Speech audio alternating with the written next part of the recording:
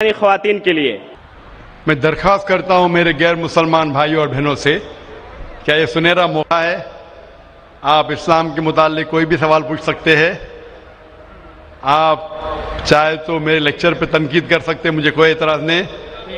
آپ کو اگر قرآن مجید میں کوئی غلطی لگتی ہے تو قرآن مجید کے بارے میں سوال پوچھ سکتے ہیں.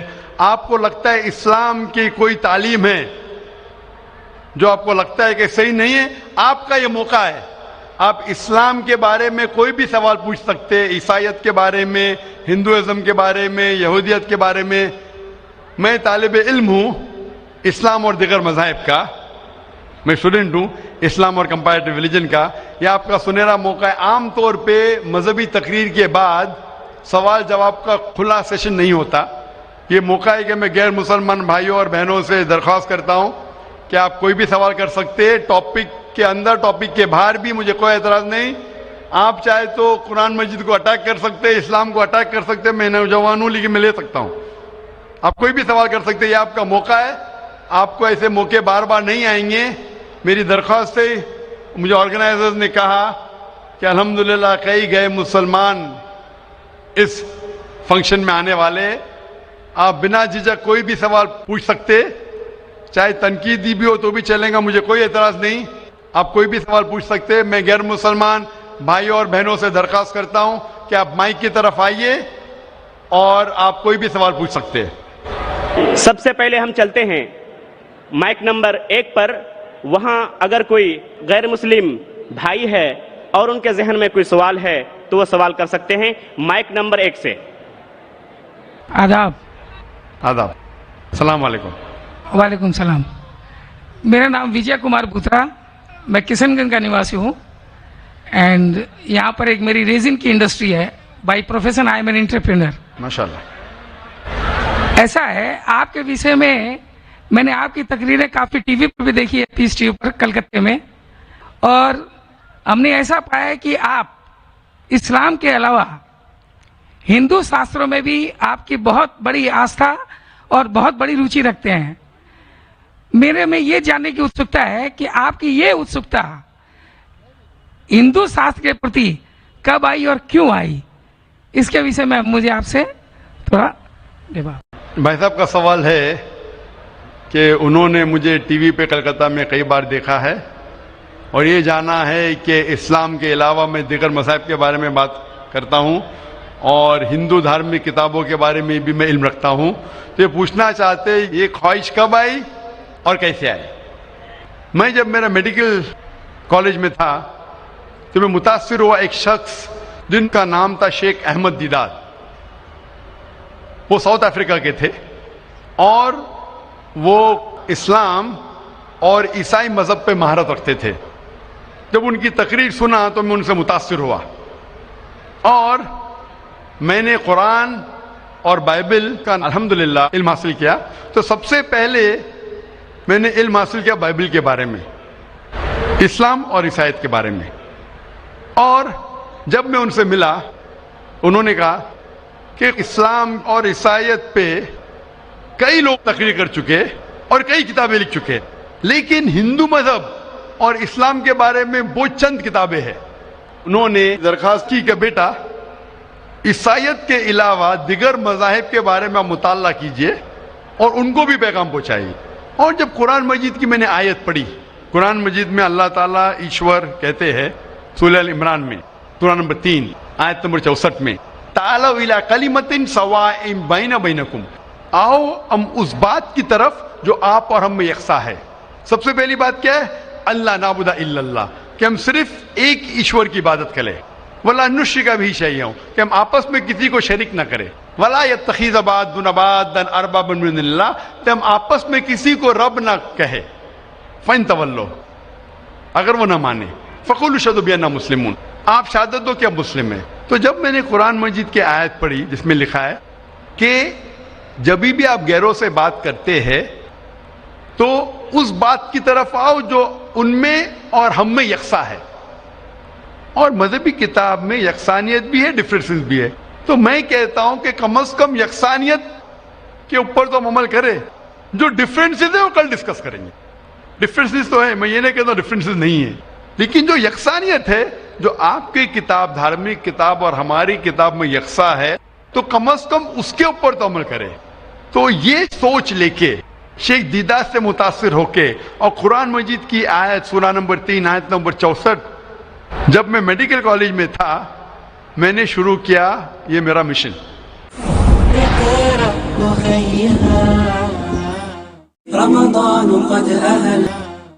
اور پھر میں نے تحقیق کرنے لگا. عیسائیت مذہب کا تو اتنے اچھے سے مطالعہ کیا تھا شیخ احمد دیداد نے کہ مجھے زیادہ تحقیق کرنے کی ضرورت نہیں پڑی, لیکن میں تحقیق شروع کیا ہندو مذہب کے بارے میں. پھر میں نے ہندو ودوان کی اسکالرس کی کتابیں پڑھنے لگی اور ڈھونڈنے لگا کیا یکساں ہے. لیکن قرآن مجید میں کہا گیا ہے کہ سب سے پہلی بات ہے اللہ نعبد الا اللہ, کہ ہم صرف ایک ایشور, ایک بھگوان, ایک اللہ کی عبادت کریں. تو جب قرآن مجید میں لکھا ہے کہ یکسانیت میں سب سے اہم ہے کہ ایک خدا, تو میں ڈھونڈنے لگا کہ ہندو مذہب کی کتاب میں خدا کے بارے میں کیا لکھا ہے. جب پڑھنے لگا تو مختلف کتابیں تھے, مختلف اسکالرس تھے. مختلف اسکالرس کو پڑھنے کے بعد پتا چلا کہ ایک ہوتا ہے کہ مذہب کو جاننا کتابوں کے ذریعے اور ایک مذہب کے ماننے والوں کے ذریعے. کبھی بھی مذہب کو جاننے کے لیے مذہب کے ماننے والوں کو مت دیکھو, ہو سکتا ہے وہ ماننے والے خود نہیں جانتے کہ ان کا مذہب کیا کہتا ہے. تو مذہب کو جاننے کے لیے سب سے بہترین طریقہ ہے کہ مذہب کی کتابوں کا مطالعہ کرے. تو میں نے ہندو مذہب کی کتابوں کا مطالعہ کرنا شروع کیا, وید کا, اپنشد کا, بھگوت گیتا کا, رامائن کا, مہابھارت کا. جب مطالعہ کرنے لگا تو عام طور پہ جب ہم پوچھتے ہیں ہندو سے, سب سے پہلی بات کہ میں ایک ایشور میں مانے. عام ہندو سے پوچھتے ہیں کہ کتنے بھگوان میں آپ مانتے ہیں, تو کچھ ہندو کہیں گے 3, کچھ کہیں گے 100, کچھ کہیں گے 1000, کچھ کہیں گے 33 کروڑ. لیکن اگر آپ ایک ودوان ہندو سے پوچھیں گے جو اپنے ہندو مذہب کا مطالعہ کر چکا ہے, مذہبی کتابوں کا مطالعہ کر چکا ہے, وید پڑھ چکا ہے, تو وہ کہیں گا کہ ہندوؤں کو صرف ایک خدا میں ماننا چاہیے. لیکن عام ہندو مانتا ہے فلسفی جسے کہتے ہیں پینتھیزم. عام ہندو کہتا ہے کہ سب کچھ خدا ہے, پیڑ خدا ہے, چاند خدا ہے, سورج خدا ہے, انسان خدا ہے, سانپ خدا ہے. ہم مسلمان کہتے ہیں سب کچھ خدا کا ہے, پیڑ خدا کا ہے, چاند خدا کا ہے, سورج خدا کا ہے, انسان خدا کا ہے, سانپ خدا کا ہے. تو یہ اہم فرق ہے عام ہندو اور عام مسلمان میں. عام ہندو کہتا ہے سب کچھ خدا ہے, ہم مسلمان کہتے ہیں سب کچھ خدا کا ہے. تو یہ فرق ہے صرف کا. اگر یہ کا کے فرق کو مٹا لے تو ہم ہندو اور مسلمان ایک ہو جائیں گے. کیسا کرنا چاہیے؟ تعالوا الی کلمۃ سواء بین بینکم, آؤ اس بات کی طرف جو آپ اور ہم میں یکساں ہے. تو جب میں ہندو مذہب کی کتابوں کا مطالعہ کرنے لگا تو ایک اہم کتاب کا نام ہے اپنشد. اپنشد میں لکھا ہے, چھندوں کے Upanishad, chapter number 6, section number 2, shloka نمبر 1 میں ایکم ایودتیم, خدا ایک ہے دوسرا نہیں ہے. جب ہم پڑھیں گے سوتا ستارا اپنشد چیپٹر نمبر 6 شلوکا نمبر 9 میں ناچس سے کسج جنیتا نہ چدیپا, یہ سنسکرت کوٹیشن ہے جس کے معنی ہے اس خدا, اس ایشور کا کوئی رب نہیں, اس ایشور کے کوئی والدین نہیں, اس کے اوپر کوئی نہیں ہے, اس کی والدہ نہیں, اس کے والد نہیں ہے. لکھا ہے سوتا ستارا اپنشد میں چیپٹر نمبر 4 شلوکا نمبر 19 میں نہ تست پرتیما استی, اس ایشور کی کوئی پرتیما نہیں. پرتیما سنسکرت میں ہوتا ہے عکس, photograph, painting, picture, idol, statue, sculpture. ناتست پرتیما استی, اس ایشور کی کوئی پرتیما نہیں, کوئی عکس نہیں, کوئی پکچر نہیں, کوئی فوٹوگراف نہیں, کوئی پینٹنگ نہیں, کوئی آئیڈل نہیں, کوئی اسکلپچر نہیں, کوئی اسٹیچو نہیں. اور یہ آپ آگے پڑھیں گے یہ وہی چیز لکھا ہوا ہے یجوروید میں. وید ہندو مذہب کی سب سے اونچی کتاب ہے. یجوروید میں لکھا ہے چیپٹر نمبر 32 شلوکا نمبر 3 میں نہ تस्य پرتیما استی, اس ایشور کی کوئی پرتیما نہیں, کوئی عکس نہیں, کوئی فوٹوگراف نہیں, کوئی پینٹنگ نہیں, کوئی پکچر نہیں, کوئی اسٹیچو نہیں, کوئی آئیڈل نہیں, کوئی اسکلپچر نہیں. تو جب ہم ہندو مذہب کی کتابوں کا مطالعہ کرتے پتا چلتا ہے ہندو مذہبی کتاب میں بھی لکھا ہے خدا ایک ہے, اس خدا کا کوئی عکس نہیں. اور برہم سوتر جو ہندوازم کا ہے वो एकम ब्राह्म द्योत्या नास्ते नैना नास्ते किंचन, भगवान एक ही है, दूसरा नहीं है, नहीं है, नहीं है, जरा भी नहीं है. There is only one God, not a second one, not at all, not at all, not in the least bit. तो इस जरिए से मेरा मुताला शुरू हुआ. सबसे पहले तहकीक करने लगा मैं कि हिंदू मजहब की किताब में ईश्वर का क्या जिक्र है, भगवान का क्या जिक्र है. और पता चला जिस तरीके से कुरान मजिद में लिखा है खुदा एक है, वही लिखा है हिंदू मजहबी किताब में. जिस तरीके कुरान में लिखा है उसका कोई अक्स नहीं, वही लिखा है हिंदू मजहब में. जिस तरीके से कुरान मजिद में लिखा है ना वो किसी से जनाए ना किसी को जनता है, वही चीज लिखी हिंदू मजहबी किताब में. तो मैंने कहा जो यकसा है तो इसके ऊपर अमल क्यों ना करे. तो इस तरीके से मेरी तहकीक शुरू हुई और आस्ते आस्ते तहकीक के बाद पता चला कि हिंदू मजहब में भी लिखा हुआ है कि अवतार आने वाले हैं. अवतार लोग समझते हैं कि भगवान एक इंसान का रूप लेता है, ये एक मानी है, लेकिन सही मानी है संस्कृत में मतलब भगवान खुद नहीं, भगवान किसी को भेजता है. तो अवतार के सही मानी है जैसे हम कहते हैं पैगंबर. तो भगवान ने, ईश्वर ने कई पैगंबर भेजे और आखिरी पैगंबर का जिक्र हिंदू मजहबी किताब में है, कई किताबों में है, वेद में है, उपनिषद में है. कई मिसाल दूंगा. एक कल्कि पुराना में लिखा है कि आखिरी जो अवतार आने वाले आखिरी पैगंबर वो कल्कि अवतार है. उनके वालिद का नाम है विष्णु यास. विष्णु मतलब खुदा, यास मतलब नौकर, खुदा का नौकर. अरबी में करेंगे तो हो जाता है अब्दुल्ला, जो नाम था मोहम्मद सल्लल्लाहु अलैहि वसल्लम के वालिद का. उसके वालिदा का नाम है सुमति, मतलब शांति, अमन. अरबी में हो जाता है आमिना, जो मोहम्मद सल्लल्लाहु अलैहि वसल्लम के वालिदा का नाम था. इसमें लिखा है कि इन्हें वही आएंगी एक केव में, एक गारे में, जो मोहम्मद सल्लल्लाहु अलैहि वसल्लम गारे हिरा में आई थी. उन्हें वही आएंगी रात के वक्त. वो बाद में जाएंगे नॉर्थवर्ड और फिर वापस आएंगे. मोहम्मद सल्लल्लाहु अलैहि वसल्लम ने हिजरत की थी, मदीना की तरफ वापस आए. उनके 4 करीब दोस्त होंगे, इसमें 4 खुलफा राशिदीन है. इस तरीके से डिटेल में लिखा गया है आखिरी पैगंबर, जो आखिरी अवतार जो आने वाले मोहम्मद सल्लल्लाहु अलैहि वसल्लम.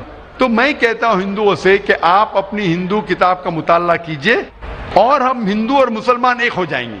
तो इस तरीके से मेरे तहकीक शुरू हुई और मैं दुनिया भर में कोशिश करता हूं अमन का पैगाम लोगों तक पहुंचाए. जी भाई साहब, आपने जो उपनिषदों का वर्णन किया उसके साथ में एक लाइन और जोड़ता हूं, जहां पर यही लिखा हुआ है कि ईश्वर एक ही है. वो हमारी श्रीमद् भगवद गीता है, जिसे हम श्रीमद् भगवान की वाणी या ईश्वर की वाणी कहते हैं. उसके चैप्टर नंबर 18 श्लोक नंबर 66 में है, अनन्या सर्व धर्मान परित्यज्यम मामे कम शरणम प्रजा अहम त्वाम सर्व पापेभ्यो मोक्षयिष्यामि मा शुचा. उसमें भी एक ही ईश्वर की ओर इंगित किया गया. तो आप जो कह रहे हैं एकदम सही और एकदम यथार्थ है कि हमारे हिंदू में एक ही ईश्वर की है, बाकी रूप हमने अनेक मान लिया है. ये एक आस्था का विषय हो जाता है, साकार रूप निराकार रूप वो अलग है, लेकिन ईश्वर को हमारे यहाँ भी आपने एकदम ठीक फरमाया है. गीता भी हमारी यही कहती है. धन्यवाद आपको बहुत बहुत. जज़ाकल्लाह शुक्र. हजारों साल नरगिस अपनी बेनूरी पे रोती है, हजारों साल नरगिस अपनी बेनूरी पे रोती है, बड़ी मुश्किल से होता है चमन में दीदवर पैदा. अब हम चलते हैं माइक नंबर 2 की तरफ. वहां पर अगर कोई गैर मुस्लिम भाई मौजूद हैं और उनके जहन में कोई सवाल है तो सवाल कर सकते हैं. माइक नंबर 2 से. My name is Pintu Dimna. I am from Malda and I am a student of AMA. So I just want to know what is the difference between Kaaba and Kashi. Will you explain me as your kind? भाई साहब ने सवाल किया है कि काबा और काशी में फर्क क्या है. काबा और काशी में फर्क क्या है.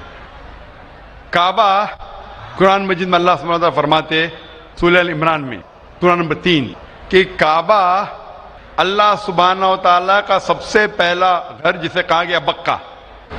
और अल्लाह ताला फरमाते सूरह बकरा में सूरह नंबर 2 आयत नंबर 144 में कि आप जिधर भी हो काबा की तरफ मुंह करो, मस्जिद हरम की तरफ मुंह करो और आप नमाज पढ़ो. तो काबा हमारे मुसलमान के लिए किबला है, एक दिशा है जिसकी तरफ हम देख के अल्लाह सुब्हानहू व तआला की इबादत करते हैं. और इसका जिक्र कुरान मजीद में है کعبہ ہمارے لیے قبلہ ہے. کوئی بھی مسلمان کعبہ کو نہیں پوچھتا ہے, لیکن کعبہ قبلہ ہے, دشا ہے یکسانیت کے لیے. ہم کعبہ کی طرف منہ کر کے اللہ سبحانہ تعالیٰ کی عبادت کرتے ہیں. کاشی ایک تیرتھ کی جگہ ہے جو ہندو مذہب کی کتاب میں ہے, لیکن جب آپ قرآن مجید پڑھیں گے یا اللہ کے رسول کی حدیث پڑھیں گے, کاشی کا ذکر کدھر بھی قرآن مجید میں نہیں ہے, نہ ہی کوئی اللہ کے رسول کی حدیث میں ہے. لیکن آپ جب وید پڑھیں گے, وید میں کعبہ کا ذکر ہے, وید میں کعبہ کا ذکر ہے. لکھا ہے رگ وید میں جلد نمبر 3 میں لکھا ہے کہ تیرتھ کی ایک جگہ, تیرتھ مطلب جس جگہ خدا کی عبادت کی جاتی ہے, تیرتھ کی ایک جگہ ہے وہ کعبہ. تو کعبہ کا ذکر ہندو مذہبی کتاب میں بھی ہے, قرآن میں بھی ہے اور بائبل میں بھی ہے. بائبل میں لکھا ہے بک آف سامز میں chapter number 84 verse number 2 to 6 میں لکھا ہے blessed are those people who visit the valley of Bakka. تو بائبل میں بھی کعبہ کا ذکر ہے, ہندو مذہبی کتاب میں بھی کعبہ کا ذکر ہے, اور قرآن میں اسلام کی مذہبی کتاب میں بھی ذکر ہے.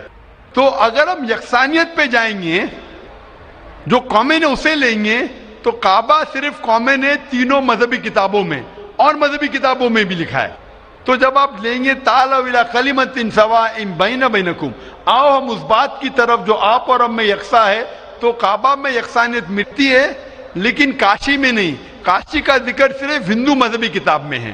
تو اگر ہم یکسانیت پہ عمل کرنا چاہیں گے تو آپ اور ہمیں ماننا پڑے گا کہ کعبہ اللہ سبحانہ و تعالیٰ کا گھر ہے اور عبادت گاہ ہے, عبادت کرنے کی جگہ ہے. Hope that answers the question. Thank you.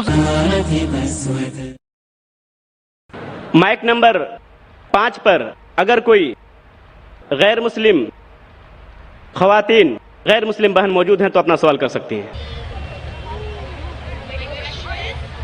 Can you explain vividly the points mentioned in the Bible to prove that Jesus, peace be upon him, was not crucified, especially referring to Jonah? Thank you. بہن کا سوال ہے کہ آپ صاف طور سے یہ ثابت کر سکتے بائبل کے ذریعے سے کہ عیسیٰ علیہ السلام کو صلیب پہ نہیں چڑھایا گیا تھا. آپ بائبل کے ذریعے, بائبل کے حوالے سے یہ ثابت کر سکتے ہیں کہ عیسیٰ علیہ السلام کو کروسیفائی نہیں کیا گیا تھا, صلیب پہ نہیں چڑھایا گیا تھا, خصوصاً جونا کے ذریعے. میں نے ایک مناظرہ کیا تھا ایک عیسائی پادری کے ساتھ, واز کرائسٹ ریئلی کروسیفائڈ, کیا عیسیٰ علیہ السلام کو حقیقت میں صلیب پہ چڑھایا گیا تھا کہ نہیں, کہ وہ صلیب پہ مرے تھے کیا نہیں. اور یہ لفظ جو کروسیفائی ہے, کروسیفکشن FIXION کے معنی ہے کہ انسان کو جب صلیب پہ چڑھایا جاتا ہے اور انسان مر جاتا ہے اسے کہتے کروسیفکشن, CRUCIFIXION. ایک دوسرا لفظ ہے اگر انسان کو صلیب پہ چڑھایا جاتا ہے اور وہ نہیں مرتا ہے, اس کے لیے کوئی لفظ نہیں ہے. سو ایک لفظ جو ہم کہہ سکتے کروسیفکشن, CRUCIFICTION, کروسیفکشن مینس ایک کہانی ہے. تو بہن کا سوال ہے کیا بائبل کے ذریعے یہ ثابت کر سکتے کہ عیسیٰ علیہ السلام کو صلیب پہ چڑھایا نہیں گیا تھا اور وہ صلیب پہ نہیں مرے, خصوصاً یونس علیہ السلام کے حوالے سے. کئی بائبل میں ورسز ہے جس سے یہ ثابت کیا جا سکتا ہے کہ عیسیٰ علیہ السلام کو صلیب پہ نہیں چڑھایا گیا تھا. قرآن مجید میں اللہ تعالیٰ فرماتے ہیں سورہ نساء میں سورہ نمبر 4 آیت نمبر 157 میں, وہ لوگ کہتے ہیں کہ ہم نے عیسیٰ علیہ السلام کو مارا, وما قتلوا وما صلبوہ, نہ ہی ان نے ان کا قتل کیا نہ ہی ان کو انہیں صلیب پہ چڑھایا. وما قتلوا وما صلبوہ ولکن شبہ لہم, یہ صرف ایک دکھاوا تھا, ان کو ایسا احساس ہوا. اور جو اس میں اختلاف کرتے ہیں وہ لوگ شبہ میں ہیں. کیونکہ ان کو نہ سولی پہ چڑھایا گیا تھا نہ ان کا قتل گیا. وما قتلوا یقینا, اور ان کو بے شک قتل نہیں کیا گیا تھا. تو قرآن مجید میں صاف طور پہ کہا گیا ہے کہ عیسیٰ علیہ السلام کو نہ قتل کیا گیا نہ سولی پہ چڑھایا گیا تھا, یہ صرف ان کو لگا. اور جو کوئی اس میں اختلاف کرتا ہے وہ شبہ میں ہے. ولیکن شبہ لہم, کیونکہ عیسیٰ علیہ السلام کو نہ سولی پہ چڑھایا گیا نہ قتل کیا گیا. ابھی یہ قرآن مجید میں کیونکہ لکھا ہے تو ہم مسلمان مانتے ہیں. ہم بائبل سے کیسے ثابت کر سکتے ہیں کہ عیسیٰ علیہ السلام کو سولی پہ نہیں چڑھایا گیا؟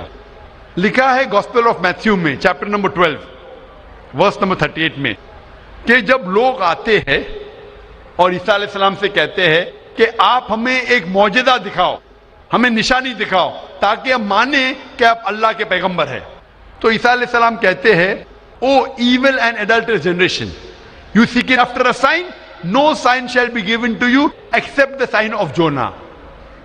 عیسیٰ علیہ السلام کہتے ہیں, انہیں گالی دیتے ہیں اور کہتے ہیں کہ آپ کو کوئی نشانی دی نہیں جائیں گی, کوئی معجزہ دی نہیں جائیں گا, صرف سائن آف جونا, یونس علیہ السلام کی نشانی. No sign shall be given to you except the sign of Jonah. For as Jonah was 3 days and 3 nights in the belly of the fish, Son of Man be 3 days and 3 nights in the heart of the earth. یہ ہے حوالہ gospel of Matthew کا chapter number 12 verse number 38 سے لے کے 42 تک. عیسیٰ علیہ السلام کہتے کہ تمہیں کوئی نشانی نہیں دی جائیں گی, صرف نشانی یونس علیہ السلام کی. جس طریقے سے یونس علیہ السلام 3 دن اور 3 رات مچھلی کے پیٹ میں تھے, اسی طریقے سے میں دھرتی کے پیٹ میں 3 دن اور 3 رات رہوں گا. ابھی ہمیں جاننے کے لیے کہ سائن آف جونا کیا ہے, یونس علیہ السلام کی نشانی کیا ہے, ہمیں جانا پڑے گا دا بک آف جونا. ایک بائبل میں کتاب ہے جس کا نام ہے جونا, یونس علیہ السلام. یہ کتاب صرف 2 پیج کی ہے, یہ بہت چھوٹی کتاب ہے بائبل میں. اس کتاب کی شروعات میں لکھا ہے کہ اللہ سبحانہ و تعالیٰ نے اپنے پیغمبر یونس صلی اللہ علیہ السلام کو کہا تھا کہ اپنا پیغام پہنچاؤ, آپ جا کے پیغام پہنچاؤ نینوا کے لوگ کی طرف. یونس علیہ السلام بائبل کے مطابق کہتے ہیں وہ ڈرتے ہیں کہ یہ لوگ کیا پیغام سمجھ پائیں گے, اسی لیے نینوا جانے کے بدلے وہ ایک کشتی میں سوار ہوتے جوپا کی طرف. اور اس وقت ایک سپرسٹیشن تھا, سپرسٹیشن مطلب اندھ وشواس تھا کہ اگر کوئی اپنے مالک کا کہنا نہیں مانتا اور مالک کی نافرمانی کرتا ہے تو ایک سٹارم آ جاتا ہے سی میں, دریا میں ایک سٹارم آتا ہے. تو سٹارم آنے کی وجہ سے لوگ کہتے ہیں کہ ہم میں سے کسی ایک نے اپنے مالک کی بات نہیں مانی. یہ سب لکھا ہے بائبل میں بک آف جونا میں. یونس علیہ السلام کیونکہ اللہ سبحانہ تعالیٰ کے پیغمبر تھے, بائبل میں لکھا ہے کہ انہوں نے بات مان لی اور کہا کہ میں اپنی مالک کا کہنا نہیں مان رہا ہوں اور نینوا کے بدلے جوپا جا رہا ہوں, تو میری وجہ سے یہ سٹارم آیا. سٹارم کو کیا کہیں گے دریا میں؟ سٹارم, طوفان. طوفان, یہ طوفان دریا میں کیوں آ رہا ہے؟ کہ طوفان یونس السلام کہتے کہ میری وجہ سے آ رہا ہے, کیونکہ میں میری مالک کی بات نہیں مان رہا ہوں. اور اس وقت یہ اندھ وشواس تھا, سپرسٹیشن تھا کہ جو مالک کی بات نہیں مانے گا اس کو دریا میں پھینکیں گے تو طوفان ختم ہو جائے گا. تو یونس علیہ السلام کہتے کہ میری غلطی ہے, مجھے پھینکو. تو کیا کرتے لوگ یونس علیہ السلام کو پکڑ کے دریا میں پھینکتے ہیں. تو مجھے یہ پوچھنا ہے کہ یونس علیہ السلام کو جب دریا میں پھینکتے ہیں, بائبل میں لکھا ہے, تو یونس علیہ السلام زندہ تھے یا مردہ تھے؟ Sister, when Jonah was thrown into the water, I want to ask you the question, was Jonah dead or alive? He was alive. He was alive, زندہ تھے. ماشاءاللہ صحیح فرما رہی ہے. طوفان اتنا زور کا آ رہا تھا, طوفان میں اگر ایک زندہ انسان کو ڈالتے ہیں, وہ طوفان میں دریا میں انسان مرنا چاہیے, لیکن یونس علیہ السلام مرے یا زندہ تھے؟ He ought to die in the storm. Was he dead or was he alive? He was still alive. ماشاءاللہ صحیح جواب ہے. کہ طوفان میں مرنا چاہیے، لیکن کیونکہ وہ اللہ کے پیغمبر تھے، زندہ تھے، اس وقت ایک مچھلی آتی ہے اور مچھلی ان کو نگل لیتی ہے. A fish comes and gobbles them up. مچھلی کی پیٹ میں یونس علیہ السلام زندہ تھے یا مردہ تھے؟ In the belly of the fish was Jonah dead or alive? He was alive. He was alive. وہ زندہ تھے. مچھلی کے پیٹ میں 3 دن مچھلی یونس علیہ السلام کو پیٹ میں لے کے بائبل کے مطابق وہ گھومتی ہے، سارے سمندر گھومتی ہے 3 دن تک. مچھلی کی پیٹ میں سفوکیشن، نہ برابر سے انسان سانس لے سکتا ہے نہ جی سکتا ہے. انسان کو مرنا چاہیے یا جینا چاہیے؟ مرنا چاہیے. لیکن یونس علیہ السلام زندہ تھے یا مر گئے؟ جونا, though he was 3 days, he was there in the belly of the fish. For 3 days the fish took him in the water. He ought to die. Was Jonah yet dead or alive? He was still alive. He was still alive. ماشاءاللہ ابھی تک زندہ تھے. بہن صحیح جواب دے رہی ہے. 3 دن کے بعد وہ مچھلی یونس علیہ السلام کو الٹی کر دیتی ہے. مطلب پیٹ میں سے باہر نکلتے یونس السلام اور وہ سمندر کے کنارے پہ آتے ہیں. زندہ یا مردہ؟ The fish vomits out Jonah, peace be upon him, and throws him onto the shore. When Yunus alayhi salam, when Prophet Jonah was thrown on the shore, was he dead or alive? He was alive but unconscious. Alive but unconscious. After some time, did he gain consciousness or not? Yes, he did. Fine. Finally he was conscious and alive, no? Alive. Fine. Alive. So alive, alive, alive, alive. Miracle of a miracle of a miracle of a miracle. وہ زندہ تھے. ایک زندہ آدمی کو دریا میں جب پھینکتے مرنا چاہیے نہیں مرتے ہیں زندہ رہتے معجزہ. طوفان میں مرنا چاہیے نہیں مرتے زندہ رہتے معجزہ. مچھلی آ کے نگل لیتی ہے مرنا چاہیے زندہ رہتے معجزہ.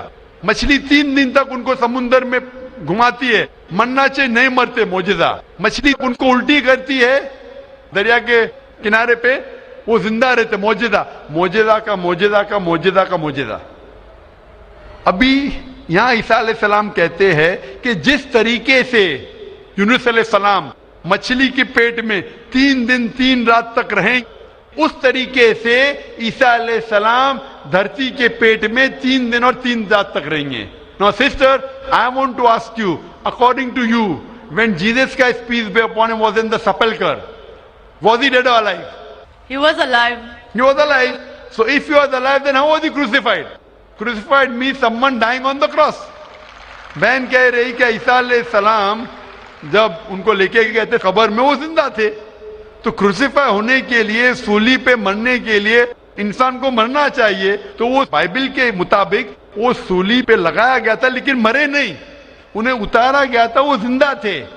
اور جب قبر میں لے کے گئے تھے سپل کر, اس ٹائم بہت لمبی چوڑی قبر ہوتی تھی, بوگدا ہوتا تھا, بڑا بوگدا ہوتا تھا جس کے اندر انسان کھڑا بھی ہو سکتا تھا. 3 دن اور 3 رات تک عیسیٰ علیہ السلام فرماتے کہ جس طریقے سے یونس علیہ السلام 3 دن اور 3 رات مچھلی کے پیٹ میں رہیں اسی طریقے سے میں 3 دن اور 3 رات دھرتی کے پیٹ میں رہوں گا. اس کا مطلب عیسیٰ علیہ السلام زندہ تھے. اگر زندہ تھے تو سولی پہ نہیں مرے ہو. تو اسی لیے بائبل کے ذریعے یہ ایک طریقہ ہے ثابت کرنے کے لیے کہ عیسیٰ علیہ السلام سولی پہ نہیں مرے, وہ زندہ تھے. اور قرآن مجید کی بات صحیح ہے کہ وما قتلوا وما صلبوا, نہ وہ سولی پہ مرے نہ ان کا قتل گیا ہے. یہ صرف ایک شک اور شبہ ہے. Hope that answers the question, sister. Thank you. Sister, I would like to ask you that now do you believe that Jesus Christ, peace be upon him, did not die on the cross? I do believe, but I just wanted to prove my friends or my colleagues as to Jesus Christ was not crucified according to their own version, that is Bible. What's your Thank name, sister? What's your name, sister? I am Sahadia Naz and I'm a teacher by profession. You are a Muslim. Yes, I am. MashaAllah. Okay, anyway, hope you have satisfied your friend. Yes, I am. But we request that the non-Muslim should be given the first chance to ask the question. Okay, thank you. Mic number 1 से गैर मुस्लिम भाई है तो वो अपना सवाल कर सकते हैं. जय जिनेन आदाब. मेरा नाम अरुण कुमार जैन है, मुर्शिदाबाद औरंगाबाद से आए हैं. मेरा क्वेश्चन है, जो नया मस्जिद बन रहा है और कब्रिस्तान है اور عیدگاہ ہے. اس میں میرا من ہوا ہے کہ ہم اس میں زمین یا پیسہ روپیہ دیں, میرا من چاہتا ہے. لیکن ان لوگ بولتے ہیں کہ ہم لوگ غیر مسلمان سے کوئی چیز نہیں لیتے ہیں. کیوں؟ اسلام میں لکھا ہوا ہے آدمی آدمی کو پیار کرو. بھائی کا سوال ہے کہ وہ چاہتے ہیں کہ مسجد بنانے کے لیے اپنی زمین دے عیدگاہ کے لیے, اور مسلمان کہتے ہیں کہ ہم غیر مسلمان کی مدد نہیں لیتے. کیوں؟ کیا انسان بھائی نہیں ہے؟ بھائی صاحب, غیر مسلمان کی مدد لینا اسلام میں حرام نہیں ہے, لیکن کچھ شرائط ہے کچھ چیزوں کے لیے. مثال کے طور پہ مسجد بنانے کے لیے کچھ شرط ہے. مسجد بنانے کے لیے ایک مسلمان اپنی زکوٰۃ کا پیسہ بھی نہیں دے سکتا ہے. زکوٰۃ ایک مسلمان کے لیے فرض ہے کہ وہ 2.5% اپنی بچت کا, ہر قمری سال وہ 2.5% اپنی بچت کا جو نصاب کے اوپر ہے, 85 گرام سونے کے اوپر ہے, اسے زکوٰۃ دینا چاہیے. اور زکوٰۃ کی کئی شرائط ہے کہ فقراء کو دینا چاہیے, غریب کو دینا چاہیے, مساکین کو, معلّہ الفضل القلوب, غارمون جو قرض دار ہے, وغیرہ وغیرہ, ابن سبیل. لیکن اس کے اندر یہ مسلمان اپنی زکوٰۃ کا پیسہ مسجد کے لیے دے سکتا ہے, کیونکہ مسجد ایک مسلمان کا فرض ہے کہ وہ اپنے پیسے سے بنائے, اور زکوٰۃ کا پیسہ بھی اس میں استعمال نہیں ہو سکتا ہے, اپنے باقی پیسے سے بنائے.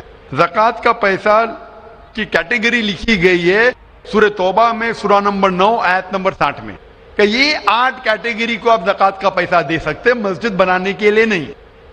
کیونکہ مسجد ایک فرض ہے, مسلمان خود اپنے پیسے سے, نہ کہ زکوٰۃ سے, اپنے باقی پیسے سے جو صدقہ ہو یا باقی پیسے سے, نہ کہ جو غریبوں کے لیے جو پیسہ محفوظ ہے, جو 8 کیٹیگری ہے اس کے لیے محفوظ ہے, وہ پیسے میں سے آپ مسجد بنانے کے لیے دے سکتے. یہ ایک شرط ہے. اسی طریقے سے شرط ہے قرآن مجید کی کہ مسجد کی دیکھ بھال صرف وہ لوگ کرنا چاہیے جو اس پہ ایمان لاتے ہیں, جو اس بات میں مانتے ہیں, جو ایمان لاتے ہیں اور جو مانتے اور اپنے اچھے اپنے پیسے سے. تو اگر کوئی غیر مسلمان اگر اس پہ ایمان نہیں لاتا ہے تو مسجد کے لیے استعمال نہیں کیا جا سکتا ہے. مثال کے طور پہ میں کہوں گا کہ یہاں کئی جگہ ہے اپنے ہندوستان میں جسے کہا جاتا ہے کینٹونمنٹ ایریا. کینٹونمنٹ ایریا مطلب وہ ایریا جہاں صرف ملٹری کے لوگ جا سکتے. عام ہندوستانی, میں ہندوستان کا ناگرک ہوں, میں یہ نہیں کہہ سکتا کہ میں ہندوستان کا ناگرک ہوں اسی لیے مجھے کینٹونمنٹ ایریا میں جانے دو. وہ رول ہے. کینٹونمنٹ ایریا میں جانے کے لیے فرض ہے کہ وہ لوگ جو اپنی پوری زندگی دیتے ہیں دیش کی حفاظت کرنے کے لیے, وہ لوگ کو اجازت ہے. عام آدمی کینٹونمنٹ ایریا میں نہیں جا سکتا ہے, یہ اصول ہے دیش کا. اسی طریقے سے جو لوگ ایمان لاتے ہیں مذہب پہ اور زکوٰۃ کے علاوہ اپنی باقی آمدنی کے پیسے سے مسجد بنا سکتے. تو اسی لیے کیونکہ آپ ایمان نہیں لے کے آئے تو مسجد بنانے کے لیے آپ کے پیسے کا استعمال نہیں ہو سکتا ہے. لیکن باقی خیرات کی الگ بات ہے. اگر آپ کسی کو پیسہ دیتے ہیں, کسی کو تعلیم کے لیے مسلمان کو, تو حرام نہیں کہ مسلمان غیر مسلمان کا پیسہ نہیں لے سکتا ہے. صرف مسجد کے لیے شرط ہے. تو کچھ چیزوں کے لیے شرائط ہے, باقی چیزوں کے لیے نہیں. مثال کے طور پر آپ کہنا چاہتے ہیں کہ میں میرے پیسوں سے کوئی مسلمان کو پڑھانا چاہتا ہوں, تو کوئی مسلمان آپ کے پیسے سے تعلیم حاصل کرنا اس کے لیے حرام نہیں ہے, صرف مسجد کے لیے. اگر آپ چاہتے ہیں کہ آپ کا پیسہ مسجد میں استعمال ہو تو پہلے آپ کو مسلمان بننا پڑے گا, آپ کو ایمان لانا پڑے گا, پھر ہی آپ, کیونکہ آپ اگر جس چیز میں ایمان نہیں لے کے آتے, آپ اگر ایمان نہیں لے کے آتے کہ ہم کو ایک ایشور کو ماننا چاہیے, ہم کو صلاح پڑھنا چاہیے, تو اسی طریقے سے اگر آپ کو ایمان آ جائے گا کہ یہ مسجد صحیح عبادت کی جگہ ہے اور میں اس پہ یقین کرتا ہوں, پھر آپ کا پیسہ لے سکتے, ورنہ نہیں. Hope that answers the question. آپ کا دوسرا سوال ہے کہ ہم لوگ جو گائے کا دودھ پیتے ہیں وہ ویج ہے کہ یا نان ویج ہے؟ بھائی کا سوال ہے کہ ہم گائے کا دودھ جو پیتے ہیں وہ ویج ہے کہ نان ویج ہے. سائنٹیفکلی گائے ویج ہے کہ نان ویج ہے بھائی صاحب؟ ہم لوگ جانتے ہیں نان ویج ہے. گائے نان ویج ہے نا؟ ہاں تو اس کا دودھ ویج ہوگا یا نان ویج ہوگا؟ Non veg. لیکن ہم لوگ کا دھرم میں وہ دیوی ہے. ہاں ابھی اس کے اوپر باقی سوال آ گیا نا. آپ کا پہلا سوال تھا کہ دودھ نان ویج ہے کیا ویج ہے, تو میں نے پوچھا گائے نان ویج ہے کیا ویج ہے, آپ نے کہا نان ویج, تو دودھ بھی نان ویج ہوگا. تو سائنٹیفکلی دودھ نان ویج ہے, لیکن کیونکہ دودھ کے بنا آپ کی زندگی نہیں گزر سکتی ہے تو دودھ کو لوگ نے ویج کر دیا. آپ سمجھے نا, دودھ کے بنا زندگی گزرنا مشکل ہے تو دودھ کو ویجیٹیرین کہہ دیا. تو میرے تقریر میں جو مناظرہ ہوا تھا میرا ایک جین کے ساتھ کہ گوشت کھانا انسان کے لیے حرام ہے کہ حلال ہے. ہم بھی جین ہیں. معلوم ہے آپ کا نام جین ہے. تو ایک مناظرہ ہوا تھا with the president of the Indian Vegetarian Congress mister Rashmi Bhai Zaveri, وہ پریزیڈنٹ تھے. تو ایک مناظرہ ہوا کہ گوشت کھانا انسانوں کے لیے حرام ہے کہ حلال ہے. اور مناظرے میں نے ثابت کیا کہ گوشت کھانا انسان کے لیے حرام نہیں, اچھا ہے, ثابت کیا. اور اس میں یہ بھی کہا کہ دودھ نان ویج ہے, لیکن سارے ویجیٹیرین دودھ پیتے, کیوں؟ آپ سمجھ رہے نا. تو دودھ سائنٹیفکلی از نان ویجیٹیرین. آپ نے کہا کیا ہے ہماری دیوی ہے, آپ اگر پڑھیں گے جیسا میں نے کہا کہ نہ تس پرتیماستی, اس ایشور کی کوئی پرتیما نہیں, کوئی عکس نہیں. آپ سمجھے نا, کوئی عکس نہیں, کوئی پکچر نہیں, کوئی پینٹنگ نہیں, کوئی فوٹوگراف نہیں. تو یہ وید کے مطابق یہ غلط ہو جاتا ہے. آپ سمجھے نا. لیکن پھر بھی میں جانتا ہوں کہ کئی کتابوں میں, کیونکہ ہندو کتابیں دو قسم کی ہے, شروتی اور اسمرتی. شروتی وہ کتاب جو بھگوان کی طرف سے آئے, وید انوپنشد. اسمرتی وہ کتاب جو انسانوں نے لکھی ہے. تو ایک شروتی ہوتی جو ایشور کی طرف سے ہے, اور ایک ہوتی ہے اسمرتی جو انسانوں نے لکھی ہے. تو میں جانتا ہوں کہ کئی ہندو مذہبی کتابوں میں خصوصاً اسمرتی میں ایسی چیزیں لکھی ہے جو شروتی کے خلاف ہے. یہ آپ دیکھیں گے گائے آپ کی دیوی ہے, وہ آپ وید میں نہیں پائیں گے, آپ نیچے والی کتاب میں پائیں گے. تو جب بھی کوئی اونچی یا نیچے کتاب میں ٹکراؤ ہو تو ہمیں ماننا چاہیے اونچی کتاب. قرآن اسلام کی سب سے اونچی کتاب ہے. قرآن سے کوئی بھی کتاب ٹکرائی تو ہمیں قرآن میں ماننا چاہیے, اس کتاب میں نہیں. آپ سمجھے نا. تو اسی طریقے سے اگر آپ وید میں پڑھیں گے, وید میں لکھا ہے کہ خدا کا کوئی عکس نہیں, تو اگر وہ مانیں گے تو ہمیں ماننا پڑے گا کہ خدا کا کوئی روپ نہیں. تو یہ کہنا کہ گائے دیوی ہے, یہ کئی پنڈت کہتے ہیں کہ ہم جانتے ہیں کہ خدا ایک ہے, ہم جانتے ایشور ایک ہے, لیکن ہمیں کنسنٹریشن کے لیے ہمیں بہت بار مورتی کا سہارا لینا پڑتا ہے. پنڈت لوگ سے میں بات کرتا ہوں کہ آپ کی کتابوں میں صاف لکھا ہے کہ بھگوان ایک ہے, نہ اس کا کوئی عکس ہے, نہ کوئی مورتی ہے, نہ کوئی پینٹنگ ہے, نہ کوئی پکچر ہے. تو وہ کہتے ہیں ہم مانتے ہیں یہ بات پہ, لیکن کیا کنسنٹریٹ کرنے کے لیے پہلے شروعات میں ہمیں عکس کی ضرورت ہوتی ہے, ایک مورتی کی. جب ہم ہائر کانشیسنیس پہ پہنچ جاتے اس وقت ہمیں ضرورت نہیں پڑتی. تو میں ان سے کہتا ہوں مسلمان ہائر کانشیسنیس پہ پہنچ گئے, ہمیں کوئی عکس کی ضرورت نہیں, ہم ایشور کو ڈائریکٹ مانتے, ڈائریکٹ عبادت کرتے. تو اسی طریقے سے کبھی بھی ٹکراؤ ہوتا ہے مذہبی کتابوں کے اندر تو اونچی کتاب کو ماننا چاہیے نیچی کتاب کے بنسبت. تو اونچی کتاب میں لکھا ہے کہ ایشور کا کوئی عکس نہیں ہے, آپ سمجھے نا. پھر بھی آپ دیکھیں گے لوگ اپنی مذہبی کتاب کو نہیں مانتے. تو میرا یہی کہنا ہے لوگوں سے, چاہے مسلمان ہو, جیسا میں نے کہا کہ قرآن کو سمجھ کے پڑھو. میں کہتا ہوں ہندوؤں سے کہ آپ بھی وید کو سمجھ کے پڑھو. میں کہتا ہوں انڈین گورنمنٹ سے کہ سانسکرت کم از کم ہندوؤں کے لیے فرض کرو, تو ہندو کم از کم سانسکرت پڑھ سکیں گے, اپنے مذہب کے قریب آئیں گے, اور ہندو مسلم بھی قریب ہو جائیں گے. کیونکہ سانسکرت پڑھیں گے تو آپ کو پتا چلے گا کہ آپ کی کتاب میں کیا لکھا ہے. تو کوئی بھی پنڈت آپ کو گھمائے گا نہیں. پھر پنڈت گھمائے گا تو بولیں گے تو حوالہ دو کوئی ہے. آپ سمجھے نا.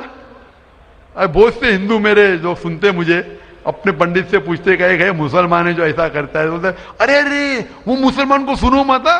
ارے کیوں نہیں سنو بھائی, میں اگر حوالہ غلط دے رہا ہوں تو آپ آگے پوچھ سکتے مجھے کہ آپ نے جو حوالہ دیا وید کا غلط ہے, میں انسان ہوں, غلطی کر سکتا ہوں, آپ سمجھے نا.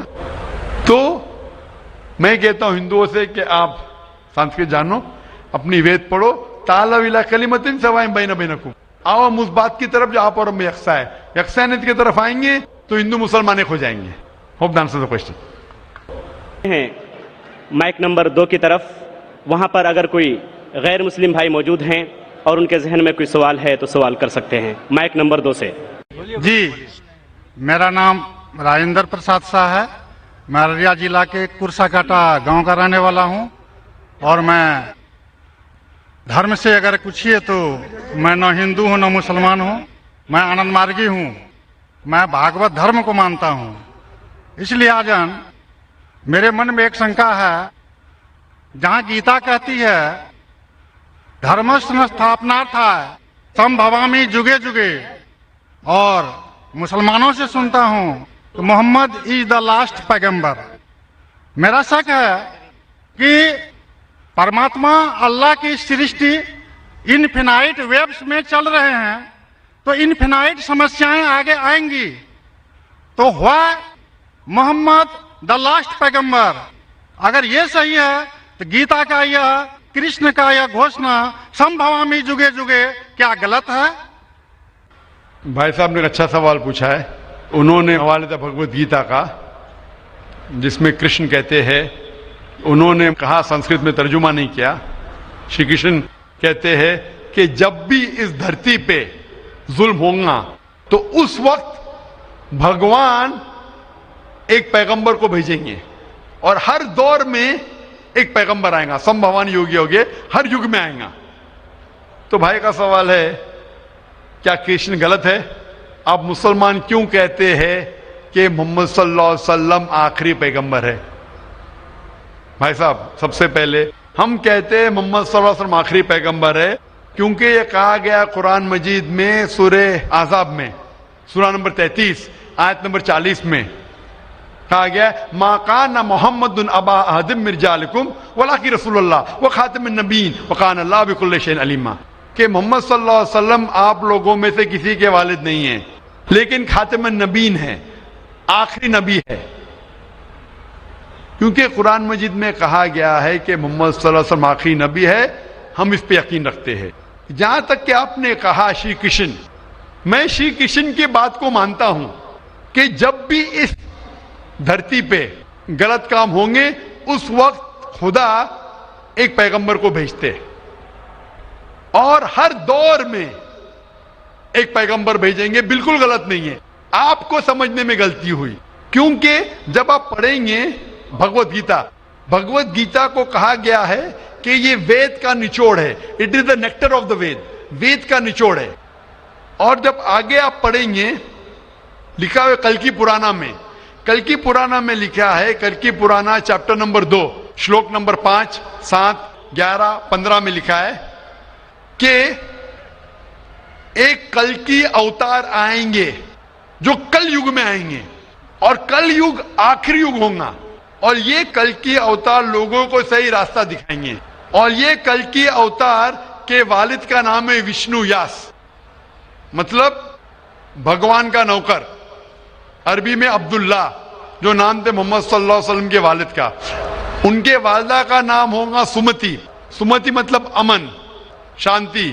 عربی میں ہوگا آمنہ, جو نام تھا محمد صلی اللہ علیہ وسلم کے والدہ کا نام. وہ پیدا ہوں گے امن کے شہر میں جو ہے مکہ.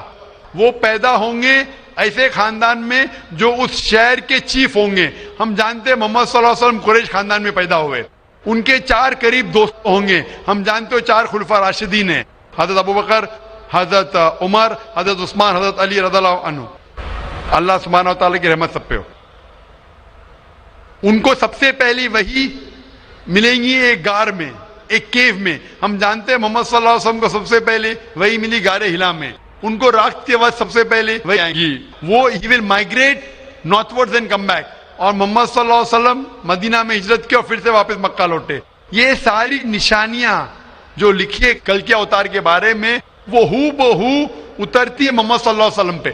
ہر یگ میں ایک اوتار آئے گا, آخری یگ ہوگا کل یگ. یہ کل یگ ہے بھائی صاحب, یہ کل یگ ہے. اور کل یگ کے آخری اوتار ہے کل کے اوتار، جس کا نام قرآن مجید میں لکھا گیا ہے محمد صلی اللہ علیہ وسلم. تو یہ جو آپ کی بھگوت گیتا میں لکھا ہے میرے حساب سے صحیح لکھا ہوا ہے کہ ہر یگ میں ایک اوتار آئے گا، اور آخری یگ ہے لکھا ہوا ہے کل کی پرانا میں، وہ کل یگ ہے، اور کل یگ کیا اوتار ہے کل کی اوتار. تو آپ سب کو جوڑیں گے تو پتہ لگتا ہے کہ آپ کے وید میں بھی کئی نشانی ہے محمد صلی اللہ علیہ وسلم کی، کئی بار محمد صلی اللہ علیہ وسلم کا ذکر ہے. کم از کم 100 حوالے تو میں دے سکتا ہوں جس میں محمد صلی اللہ علیہ وسلم کا ذکر ہے. اگر آپ پڑھیں گے بھوشیہ پرانا پرو 3 کھنڈ 3 ادھیے 3 شلوکاس 5 سے 8، اس میں کہا گیا ہے کہ محمد صلی اللہ علیہ وسلم آئیں گے اور وہ ایک فارینر رہیں گے اور وہ ڈیزرٹ سے آئیں گے. لکھا ہے بھوشیہ پرانا میں پرو 3 کھنڈ 3 ادھیے 3 شلوکا 10 سے 27 میں محمد صلی اللہ علیہ وسلم کا ذکر ہے. اگر آپ پڑھیں گے کنٹپ سکتاس اتھروا وید کتاب نمبر 20 چیپٹر نمبر 127 شلوک نمبر 1 سے 14، اس میں محمد صلی اللہ علیہ وسلم کا ذکر ہے.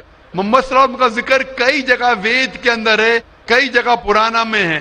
تو اگر آپ بھگوت گیتا کو لیتے ہیں، پرانا کو لیتے، کل کی پرانا کو لیتے اور ایک مانتے ہیں، تو سارے یہ شلوکا کہہ رہے ہیں کہ آخری پیغمبر آنے والے محمد صلی اللہ علیہ وسلم ہیں اور ہمیں محمد صلی اللہ علیہ وسلم ماننا چاہیے. بھائی صاحب جی بھگوت گیتا مانتے ہیں آپ؟ دیکھیے، میں مانتا کسی کو نہیں ہوں. میں ترک کے بودھک استر پر جو میرا لاجک ایکسپٹ کرتا ہے اسی کو میں مانتا ہوں. لیکن آپ نے بھگوت گیتا کا حوالہ دیے کیا نہیں؟ نہیں، ماننا کا مطلب وہ آنکھ بند کا ماننا، میں آنکھ کھول کر مانتا ہوں. تو آنکھ کھول کے آپ مانتے کیا نہیں بھگوت گیتا کو؟ بالکل مانتا ہوں. جو تو ماننے لائق بھگوت گیتا مانتا میں لکھا ہے جو آنے والے آخری اوتار جو پرانا کل کی پرانا میں لکھا ہوا ہے کل کے اوتار، اس میں مانتے آپ؟ ہوں. یہ قرآن کی بات نہیں کر سکوں گا چونکہ قرآن کی بات نہیں، پرانا کل کی پرانا قرآن میں کر رہا ہوں چونکہ قرآن. ہاں. قرآن کے بارے میں پران کار کا جو کہنا ہے کہ اشٹادش 82 بچنم دوئے پاپائے پر پیڑنم پنیائے پر ہتنم. اسی طرح کا ہے کہ 18 پران کا ادیش ہے کہ دوسرے کو کشٹ دینا پاپ ہے اور دوسرے کا بھلائی کرنا پنیہ ہے. میں نے کب بولا کہ دوسرے کو کشٹ دو اور دوسرے کے بھلائی مت کرو؟ میں کہہ رہا ہوں اس آدھار پر میں قرآن میں لکھے لگا دوسرے کو کشٹ دو، قرآن میں بھی لکھے دوسرے کو کشٹ مت دو، قرآن میں بھی لکھے دوسرے کی مدد کرو. اس کے اوپر بحث نہیں ہو رہی ہے، بحث ہو رہی ہے کل کی پرانا پہ، کل کے اوتار پہ. آپ آخری پیغمبر میں مانتے ہیں کہ نہیں یہ میں پوچھ رہا ہوں. مجھے کل کی ذہن پران کو کا کھول دھیان کے نہیں ہے. کل کی پران کا دھیان نہیں ہے ڈاکٹر صاحب، مجھے کل کی پران کا دھیان نہیں ہے. تو آپ اگر بدھی کے اوپر آپ مانتے ہیں تو میری یہ آپ سے التجا رہیں گی کہ کل کی پرانا پڑھو اور یہ جانچ پڑتال کرو کہ کل کے اوتار کون ہیں اور کل کے اوتار کی تحقیق کرو. آپ انشاءاللہ محمد صلی اللہ علیہ وسلم میں مانیں گے. تو میری آپ سے التجا ہے کہ آپ اس پہ تحقیق کرو کہ آخری اوتار کون ہے اور انشاءاللہ آپ کو ہدایت دیں گے اللہ تعالیٰ. ڈاکٹر صاحب ایک ریکویسٹ ہے آپ سے، میرے ایک بھائی کو دوسرا سوال پوچھنے کے لیے دیا، ایک چھوٹا سا سوال پوچھ سکتا ہوں؟ ایک چھوٹا یہ کیجئے. مسلمان لوگوں کو جب کوئی ہندو ملتا ہے تو بولتے ہیں اس کو آداب، لیکن کسی مسلمان کو بولتے ہیں السلام علیکم. مجھے لگتا ہے کہ ایک مسلمان ہندو اور مسلمان کے بیچ بھید بھاؤ کرتا ہے. کرپیا آپ اسپشٹ کیجیے اس کو. بھائی صاحب کا سوال ہے کہ اگر کوئی مسلمان ہندو سے ملتا ہے تو آداب عرض کرتا ہے، اگر کوئی مسلمان سے ملتا ہے تو السلام علیکم کہتا ہے، تو ہندو مسلمان میں بھید بھاؤ کیوں؟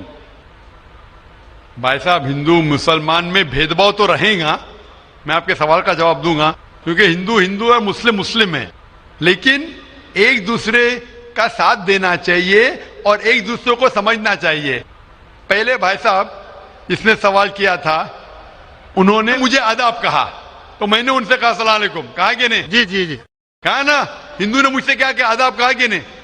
میں نے ان سے سلام کہا کہ نہیں؟ جی میں غور کیا تھا. غور کیا، ماشاءاللہ. لیکن تو غور کیا تو کہا کیوں نہیں کہ آپ نے ایسا نہیں کہا؟ وہ ہندو بھائی نے مجھے آداب کہا.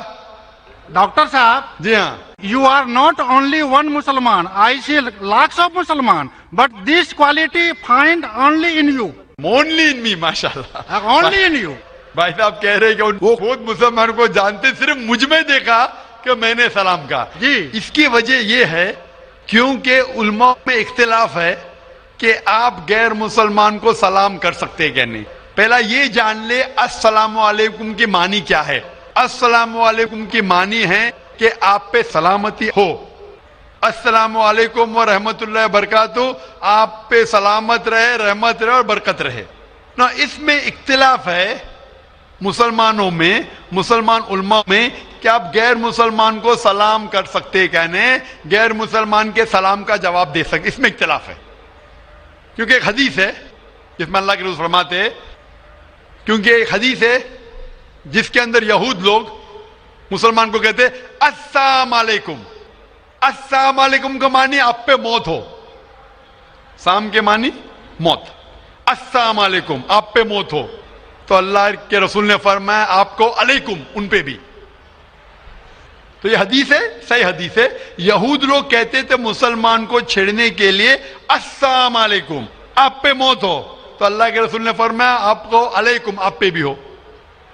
تو اس کی وجہ سے اختلاف. اور کئی حدیثیں ہیں، میں زیادہ بحث میں نہیں جانا چاہوں گا، لیکن یہ کہنا چاہوں گا کہ کچھ علماء یہ بھی کہتے ہیں کہ آپ السلام علیکم کہہ سکتے، کیونکہ قرآن مجید کی ایک آیت ہے سورہ نساء میں، سورہ نمبر 4 آیت نمبر 86 میں کہا ہے اگر کوئی آپ کو گریٹ کرتا ہے، اگر کوئی گریٹ کرتا ہے تو آپ اور بہترین طریقے سے گریٹ کرو.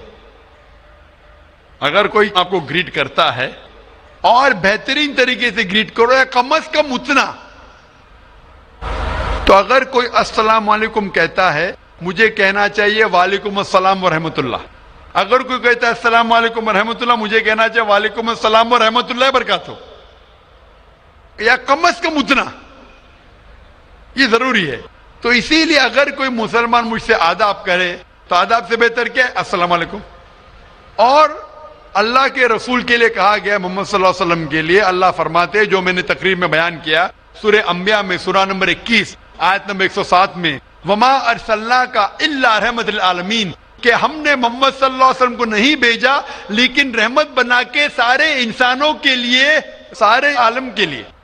تو جب محمد صلی اللہ علیہ وسلم سارے انسانوں کے لیے رحمت بن سکتے تو کیا میں السلام علیکم ورحمۃ اللہ نہیں کہہ سکتا ہوں؟ تو اس بنیاد پہ علماء کا اختلاف ہے کہ السلام کہہ سکتے. کہنے میں ان علماء میں مانتا ہوں جو کہتے ہیں کہ آپ غیر مسلمان کو سلام کہہ سکتے اور جواب بھی بہترین دے سکتے.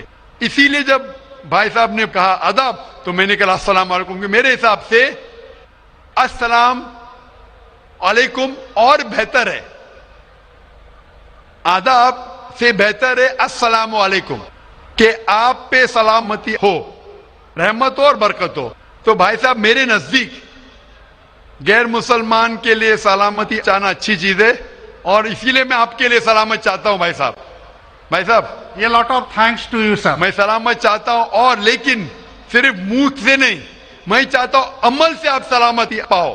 اسی لیے میں کہتا ہوں کہ تحقیق کرو کل کے اوتار کے بارے میں، آخری پیغمبر کے بارے میں، محمد صلی اللہ علیہ وسلم کے بارے میں، تو آپ کو سلامتی اس دنیا میں رہیں گے اور آخرت میں بھی انشاءاللہ.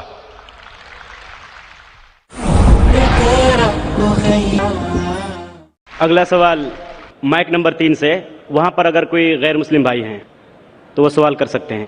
ہاں نمسکار. میرا سوال یہ ہے کہ میں دوائی دکان ہے، اور دوائی دکان کے بغل میں نے دو طبقے کو آپس میں لڑتے ہوئے دیکھا، جس میں کہ ایک بریلوی سماج اور ایک دیوبندی سماج تھا. تو بریلوی کہتے ہیں کہ دیوبندی لوگ صحیح نہیں ہے اور بریلوی صحیح ہے. تو اس کا بنیاد کیا ہے، جڑ کیا ہے، مجھے اس کی جانکاری چاہیے. سوال تھوڑا ڈیفیکلٹ ہے. بھائی صاحب نے کوئی ڈیفیکلٹ سوال کہا ہے لیکن جواب بہت آسان ہے. سوال ڈیفیکلٹ ہے لیکن جواب آسان ہے، جس کے کارن آپ کا وروध بھی ہوا. میں وروध کرو کیا نہیں، میں انشاءاللہ اس کے اوپر آؤں گا. آپ کے دوسرے سوال پہ بھی آؤں گا. پہلے سوال کا جواب دوں پھر دوسرے سوال پہ آؤں گا انشاءاللہ. بھائی صاحب کا سوال تھا کہ وہ دوا کی دکان میں ہے اور دیکھتے ہیں کہ مسلمان جھگڑ، ایک دیوبندی ایک بریلوی ہے، اس میں سے صحیح کون ہے؟ دونوں بولتے ہیں کیا میں صحیح ہوں اور دوسرا غلط ہے.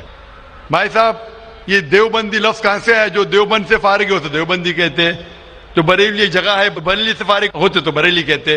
کون سے یہ؟ وہ مسلمان سے یہ جو قرآن پہ عمل کرتا ہے, جو قرآن اور صحیح حدیث پہ عمل کرتا ہے, چاہے دیوبندی ہو, بریلوی ہو, ندوی ہو, مدنی ہو, کوئی بھی ہو, کدھر سے بھی ہو, ہندوستانی ہو, امریکن ہو, سعودی ہو, جو قرآن کے پیغام پہ عمل کرے, جو اللہ نے فرمایا اس کے اوپر عمل کرے اور اللہ کے رسول کی صحیح حدیث پہ عمل کرے, وہ صحیح ہے. اسی لیے جاننے کے لیے کون صحیح ہے, آپ کو قرآن مجید تو ترجمے سے پڑھنے پڑے گا. اگر قرآن مجید ترجمے سے نہیں پڑھیں گے تو مشکل ہے جاننے کے لیے کون صحیح ہے کون غلط ہے.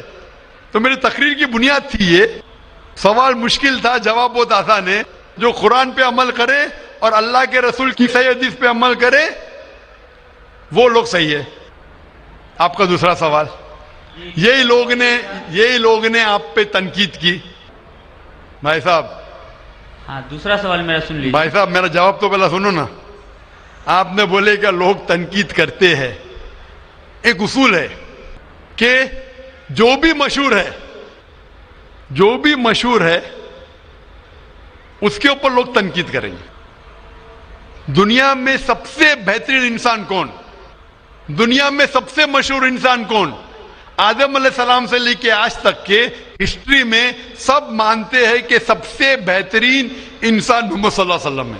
نہ ہی مسلمان, غیر مسلمان بھی کہتے ہیں. اگر آپ کتاب پڑھیں گے مائیکل ایچ ہارٹ کی 100 most influential people in history, 100 سب سے زیادہ انفلوئنشیل دنیا میں, نمبر 1 پہ وہ کہتے ہیں محمد صلی اللہ علیہ وسلم. آپ جانتے ہیں سب سے زیادہ کتابیں اگر کوئی انسان کے خلاف لکھی گئی ہے وہی محمد صلی اللہ علیہ وسلم. محمد صلی اللہ علیہ وسلم جیسے نیک آدمی, اچھے آدمی کے بارے میں لوگ نے سینکڑوں ہزاروں کتاب لکھی ہے. تو میں تو ناچیز ہوں, میں تو مقابلے میں ہوں ہی نہ ان کے. اور لوگ خلاف کب لکھتے, مثال کے طور پر محمد صلی اللہ علیہ وسلم جب پیغام پہنچا ہے اپنا, تو اس وقت کئی لوگ تھے جن کے ذاتی زندگی پہ فوراً اثر ہونے لگا. ذاتی زندگی پہ اثر ہونے لگا. کچھ لوگ کی زندگی سدھر گئی, ان لوگ تو ماشاءاللہ ایمان لے کے آئے. کچھ لوگ کا جو کر رہے تھے ان کا نقصان ہونے لگا. جو لوگ قرآن کی بات نہیں مان رہے تھے ان کا نقصان ہونے لگا. تو جو لوگ کا نقصان ہونے لگا وہ لوگ خلاف بات کرنے لگے. تو آپ دیکھیں گے جو بھی مشہور انسان ہیں, میں نہیں کہتا ہوں میں مشہور ہوں, میں تو بات کرنا بھی نہیں جانتا تھا, بچپن سے ہکلاتا تھا. بات کرتے کرتے اللہ کے راہ میں دعوت دینے کی وجہ سے اللہ تعالیٰ نے اس مقام پہ پہنچایا. نہ میں اپنے آپ کو عالم کہتا ہوں, میں تو طالب علم کہتا ہوں اپنے آپ کو.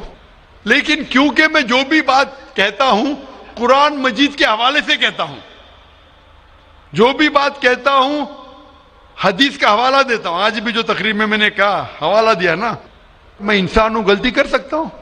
غلط ہے تو آپ آ کے بول سکتے. ذاکر بھائی آپ نے جو حوالہ دیا سورہ قمر کا سورہ نمبر 54 آیت نمبر 17, 22, 32, 40 میں نہیں لکھا ہے وَلَقَدْ يَسَّرْنَا الْقُرْآنَ لِلذِّكْرِ فَهَلْ مِن مُدَّكِرٍ, آ کے بولو. تو میں انسان ہوں, غلطی کر سکتا ہوں. اگر کچھ غلط کہتا ہوں اسی لیے سوال جواب کا سیشن ہوتا ہے. لیکن جو لوگ مجھے غلط ثابت نہیں کر سکتے تو ڈھونڈتے ہیں کچھ چیز کو پکڑے جس کو توڑ مروڑ کے پیش کرے, لوگ کے سامنے میرے بارے میں غلط فہمی پیش کرے. میں جانتا ہوں کہ یہاں کے آرگنائزر نے کہا کہ ایک ویڈیو کلپ لوگ عام کر رہے تھے جس میں کیا ہے کہ ذاکر بھائی کہتے ہیں کہ محمد صلی اللہ علیہ وسلم سے مانگنا حرام ہے, محمد صلی اللہ علیہ وسلم کو ماننا حرام ہے. ابھی میں جب قرآن کو چھوڑ کے ویسٹ سے ثابت کر رہا ہوں محمد صلی اللہ علیہ وسلم کو ماننا چاہیے, تو کیا یہ شخص کہہ سکتا ہے کہ محمد صلی اللہ علیہ وسلم کو ماننا حرام ہے؟ اس میں دو چیز ہو سکتی ہے. یہ ویڈیو کلپنگ کی ریکارڈنگ کبھی پیس ٹی وی پہ آئی نہیں. جب میں تقریر کرتا ہوں, بات کرتے ہوں, کوئی بھی ریکارڈنگ کرتے رہتے. ہو سکتا ہے کہ سلپ آف دا ٹنگ ہے, کیا کہ سبقت لسان, یا ہو سکتا ہے کسی نے توڑ مروڑ کے پیش کیا ہے. اور توڑ مروڑ کے پیش کرنا بہت آسان ہے. مثال کے طور پر میں آپ سے پوچھوں گا مسلمان سے کہ جارج بش کیسے انسان ہے, انہوں نے کہا جارج بش اچھے انسان نہیں ہے. میں نہیں کو کاٹ دوں گا, لگے گا جارج بش اچھے انسان ہے.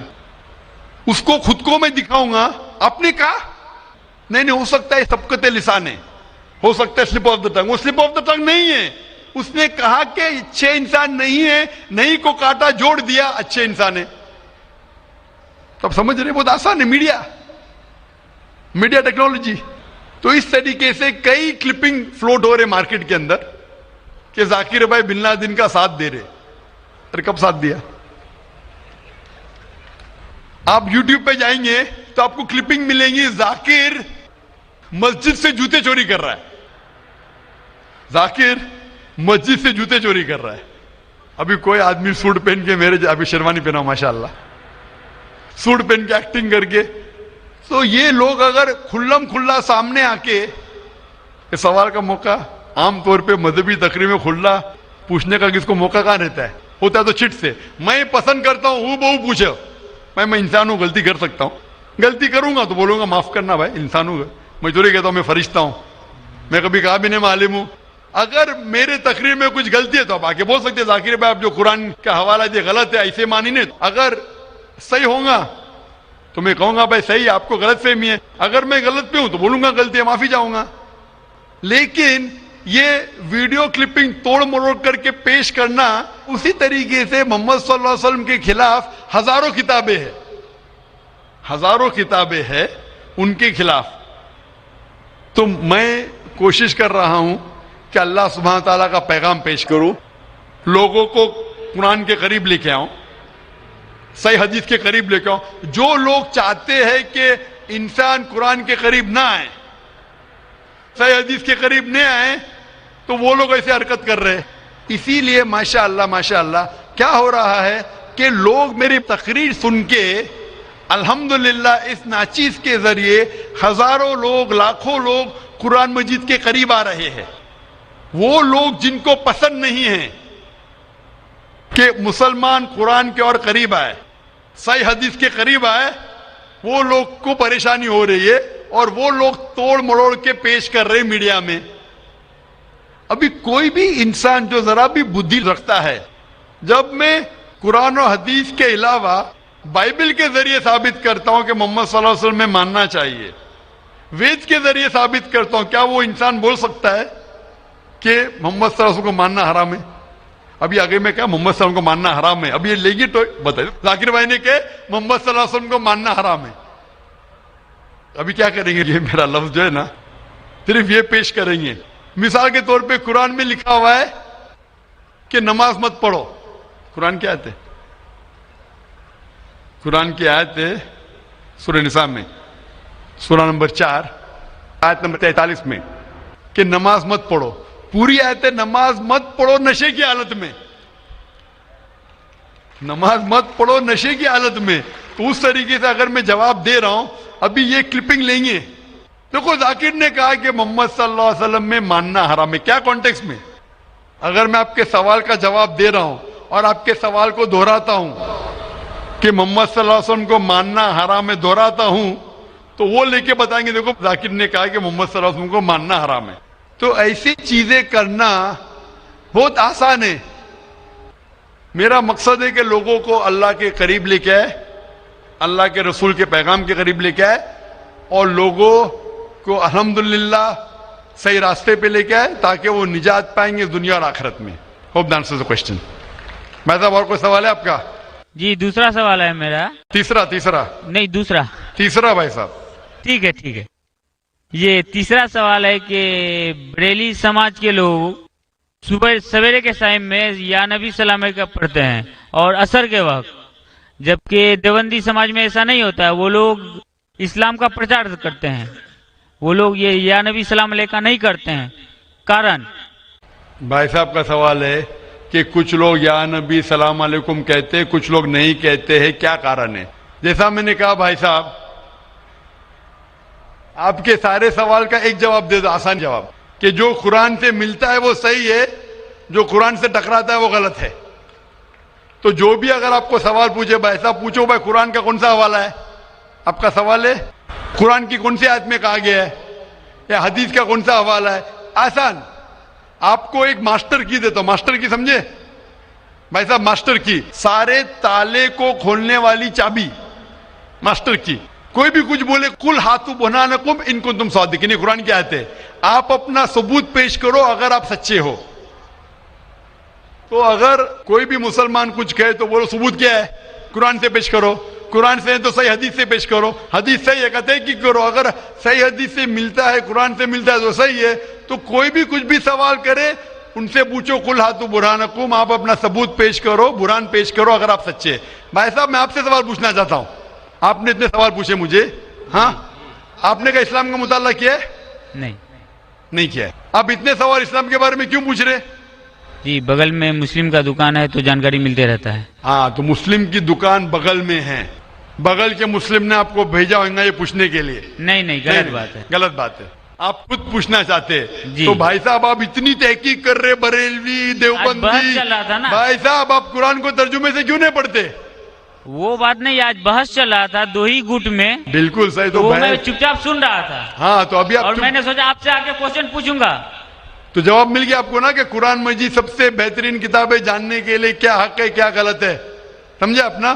تو میری درخواست ہے آپ سے بھائی صاحب کہ آپ قرآن مجید کا ترجمہ پڑھیے, آپ کو ڈائریکٹ صحیح چیز ملیں گی. نہ بغل والے سے پوچھیے نہ اپنے بغل کے مسلمان سے پوچھیے, ڈائریکٹ قرآن مجید کا ترجمہ پڑھیے. ہندی جانتے ہندی میں پڑھیے, جو زبان جانتے بنگالی جانتے بنگالی میں پڑھیے, اس کے اوپر عمل کرو, آپ کو اس دنیا اور آخرت میں فائدہ ہوگا.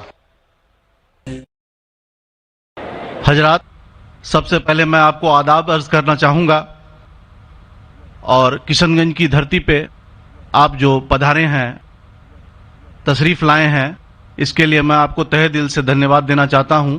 میرا نام جتیندر ہے اور میں پیس ٹی وی برابر دیکھتا ہوں اور برابر آپ کی تقریر میں نے سنی ہے, لیکن سوال کرنے کا آج موقع مجھے ملا ہے. مجھے تو یوں لگ رہا تھا کہ ان سوالوں کے جلجلے میں کہیں اپنا اصلی سوال نہ بھول جاؤں, مگر خدا کا شکر ہے مجھے اپنا سوال یاد ہے اور بخوبی یاد ہے. میں آپ سے گزارش کروں گا, آپ نے ابھی کئی باتوں میں ہندو اور مسلمان کو ایک کرنے کی کوشش کی, میں اسے بہت اچھی بات کہوں گا, بہت آپ نے, میں سراہوں گا اس بات کو. لیکن میرا ایک سوال ہے, ذہنی سوال ہے یہ کہ ہمارے, میں جین ہوں ویسے, broadly we are Hindu, so there is a question کہ ہم ہندوؤں میں کسی کو پریشان کرنا یا کسی کی ہتیا کرنا میں غلط کہا گیا ہے.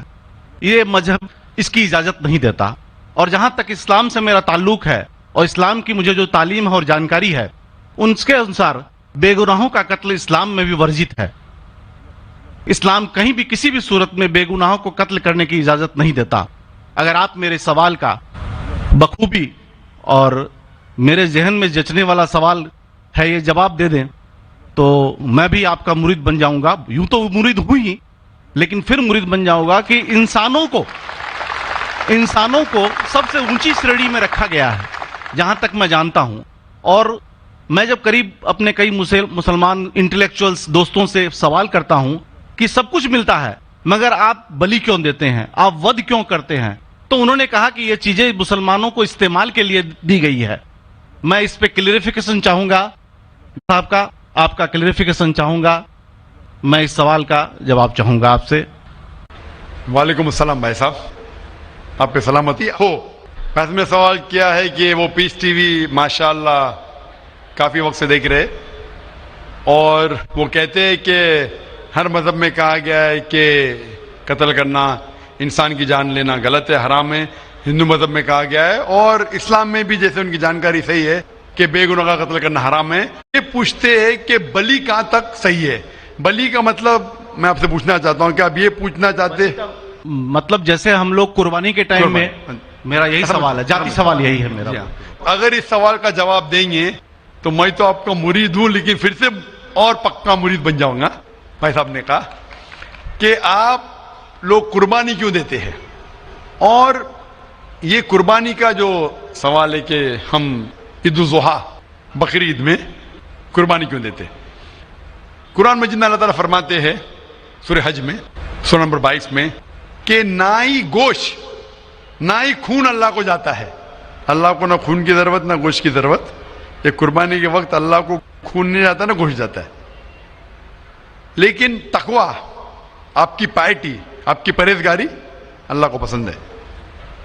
آپ اگر دیکھیں گے کہ عید الاضحیٰ کے بارے میں کیوں ہم قربانی کرتے, اور واقعہ جانیں گے ابراہیم علیہ السلام کا کہ ابراہیم علیہ السلام کو اللہ سبحانہ و تعالیٰ نے, اس وقت بت پرستی بہت عام تھی, اور قربانی इंसानों की बहुत आम थी, और हिंदुस्तान में भी आम है आज भी हिंदुस्तान में कई दीगर मज़ाहिब में लड़कियों की कुर्बानी दी जाती है, बच्चों की बलि दी जाती है। क्या आप छोटे बच्चे का कत्ल करो, औरत का कत्ल करो, बलि दे जाओ और भगवान खुश हो जाएंगे? कई जगह, अल्हम्दुलिल्लाह मुसलमान में नहीं है। तो उस वक्त इब्राहिम अलैहिस्सलाम को अल्लाह ने पूछा कि आपको सबसे ज्यादा अजीज इस दुनिया में क्या चीज है?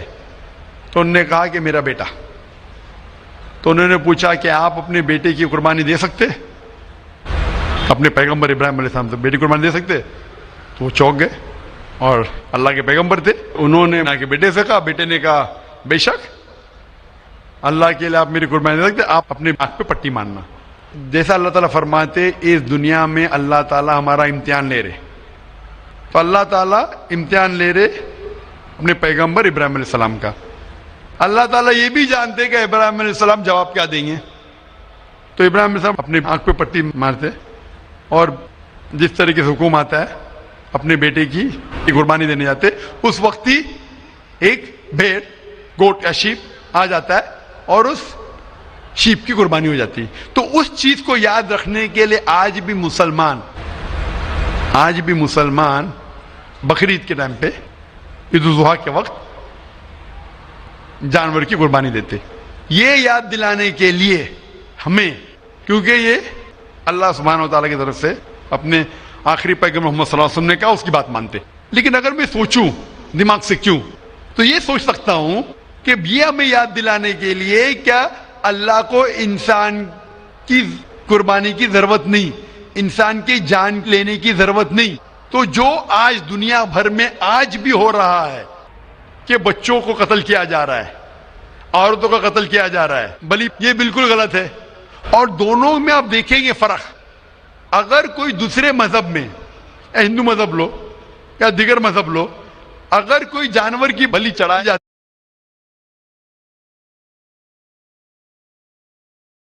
है तो उधर ही रख दिया जाता है, सर वो फजूल हो जाता है। हो सकता है कभी कोई चुपके से आके खा ले। इस्लाम में जब कुर्बानी दी जाती है ईद उल जुहा के टाइम पे, सबसे पहले जो मैं कह रहा हूं कि मेरी मंतक ये समझ सकती है कि हमें ये याद दिला रहे कि इंसानों की बलि चढ़ाना हराम है। और जब हम याद दिलाते, और जब बकरा काटते या जो भी काटते जानवर, इस वक्त जब हम काटते, हम अल्लाह का नाम लेके काटते, और जो भी जानवर की कुर्बानी देते उसके 3 हिस्से कर सकते। एक हिस्सा हम खुद रख सकते, खुद के इस्तेमाल में ला सकते, एक 3 हिस्सा। दूसरा हिस्सा हमें हमारे रिश्तेदार में बांटना चाहिए, और तीसरा हिस्सा गरीबों में बांटना चाहिए। जब कुर्बानी दे रहे, हम उस जानवर का इस्तेमाल कर रहे। जानवर खाना अलाउड है क्या ना, वो एक अलग बहस है, जिसके ऊपर आप पूछे तो वो जवाब अलग है कि जानवर खाना सही है क्या गलत है, वो एक अलग डिबेट है जो हम अभी नहीं, अगर आप पूछना चाहे तो अगला सवाल पूछ सकते हैं। एक तीसरा हिस्सा हम इस्तेमाल कर रहे, एक तीसरा हिस्सा हम दोस्तों में बांट रहे, हमारे रिश्तेदार में, और तीसरा हिस्सा हम गरीबों में बांटते। तो इनमें गरीबों का फायदा हो रहा है, ना फजूल खर्ची हो रही है, और याद दिलाया जाता है कि इंसानों का कत्ल करना गलत है। तो ये अच्छी चीज है।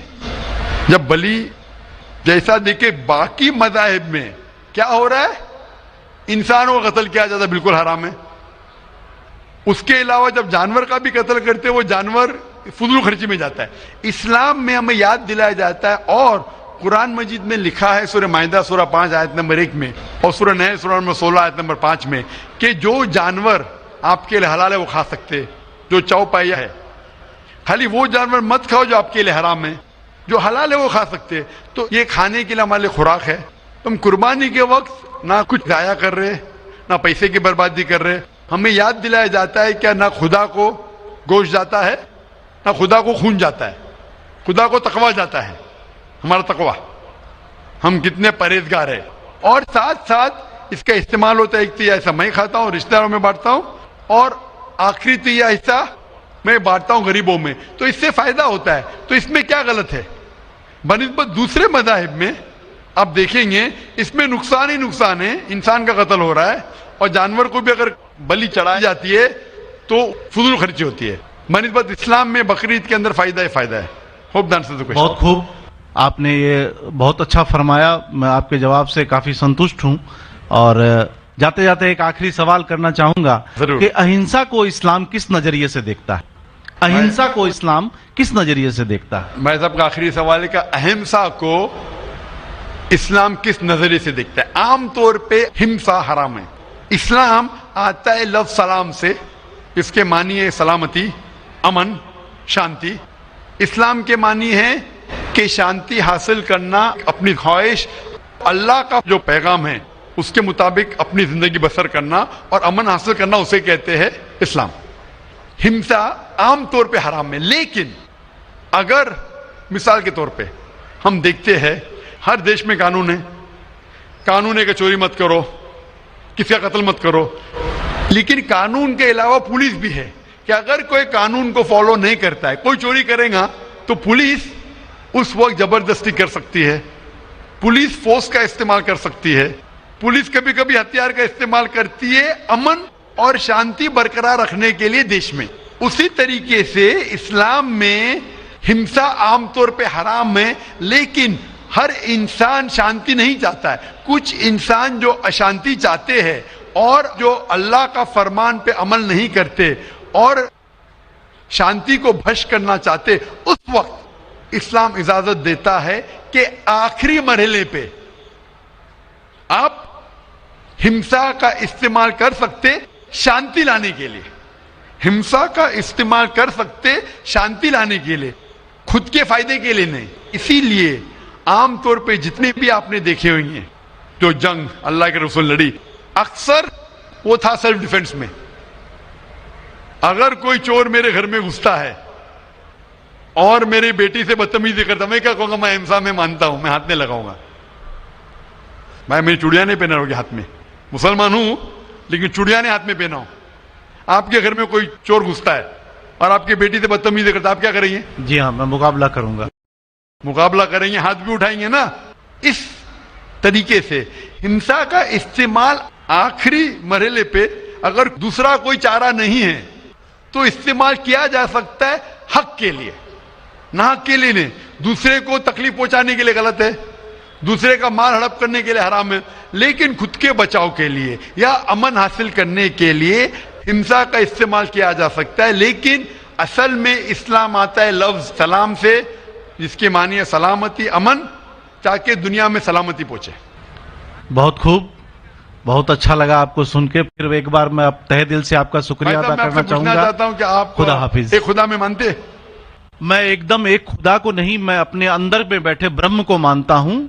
میری اپنی الگ سوچ ہے. میں کسی مندر میں نہیں جاتا ہوں, یہ بات نہیں ہے, جاتا ہوں, لیکن میری اپنے اندر کی آواز ہے کہ انسانوں کی خدمت کرو, انسانوں کی عزت کرو اور بھٹکے ہوئے کو راہ دکھاؤ. میرا بھی یہی ہے. اور میں کسی انسان میں, ہندو ہو چاہے مسلمان, میں اس کھلے من سے آغاز کرتا ہوں. میں کسی سے بھی بھید بھاؤ نہ آج تک کیا ہے, نہ کبھی زندگی میں کروں گا. میرے لیے انسان جو پیدا کیا ہے وہ اوپر والے نے, وہ سبھی ایک ہیں اور ایک سے. آپ نے فرمایا کہ انسان کی خدمت کرنا چاہیے, انسان کی مدد کرنا چاہیے. لیکن میں یہ پوچھنا چاہتا ہوں کہ آپ ایک خدا میں مانتے ہیں, آپ نے کہا. میں یہ پوچھنا چاہتا ہوں, آپ نے تقریر سنی میری پیس ٹی وی پہ, آپ مانتے ہیں کہ محمد صلی اللہ علیہ وسلم آخری پیغمبر ہے؟ نہیں, میں اس بحث میں نہیں پڑھنا چاہتا, میں اس بحث میں نہیں پڑھنا چاہتا. لیکن میں اتنا جانتا ہوں کہ ہمارا خدا ایک ہے اور ایک ہی طاقت ہے جو پورے سبھی سنسار کو, پورے یونیورس کو, پوری بات تو بہت کہنے کی ہے لیکن یہ سمے اور وقت کا تقاضا ہے. بالکل سمے کا تقاضا ہونے کی وجہ سے میں آخری چیز کہوں گا آپ سے بھائی صاحب کہ آپ نے پیس ٹی وی پہ اتنے تقریر سنے, آپ کہتے ہیں کہ بھگوان ہے, کہ میں اس میں مانتا ہوں. لیکن یہی بھگوان نے, چاہے بائبل میں ہو, چاہے وید میں ہو, چاہے قرآن میں ہو, ساری دھارمک کتابوں میں کہا گیا ہے کہ آخری آنے والے پیغمبر محمد صلی اللہ علیہ وسلم میں, اور اس میں ماننا چاہیے. تو میری آپ سے یہ درخواست ہے کہ آپ اتنے اچھے انسان ہیں ماشاءاللہ, ایک آخری میری خواہش ہے کہ آپ انشاءاللہ اس پہ تحقیق کرو. اور یہ جب آپ ایک بھگوان میں مانتے ہیں, دوسرے انسانوں کو تکلیف نہیں دینا چاہتے, تو بھگوان یہ بھی کہتے کہ آخری پیغمبر کون ہے, اس پہ تحقیق کرو. انشاءاللہ آپ مکمل اچھے انسان بنیں گے.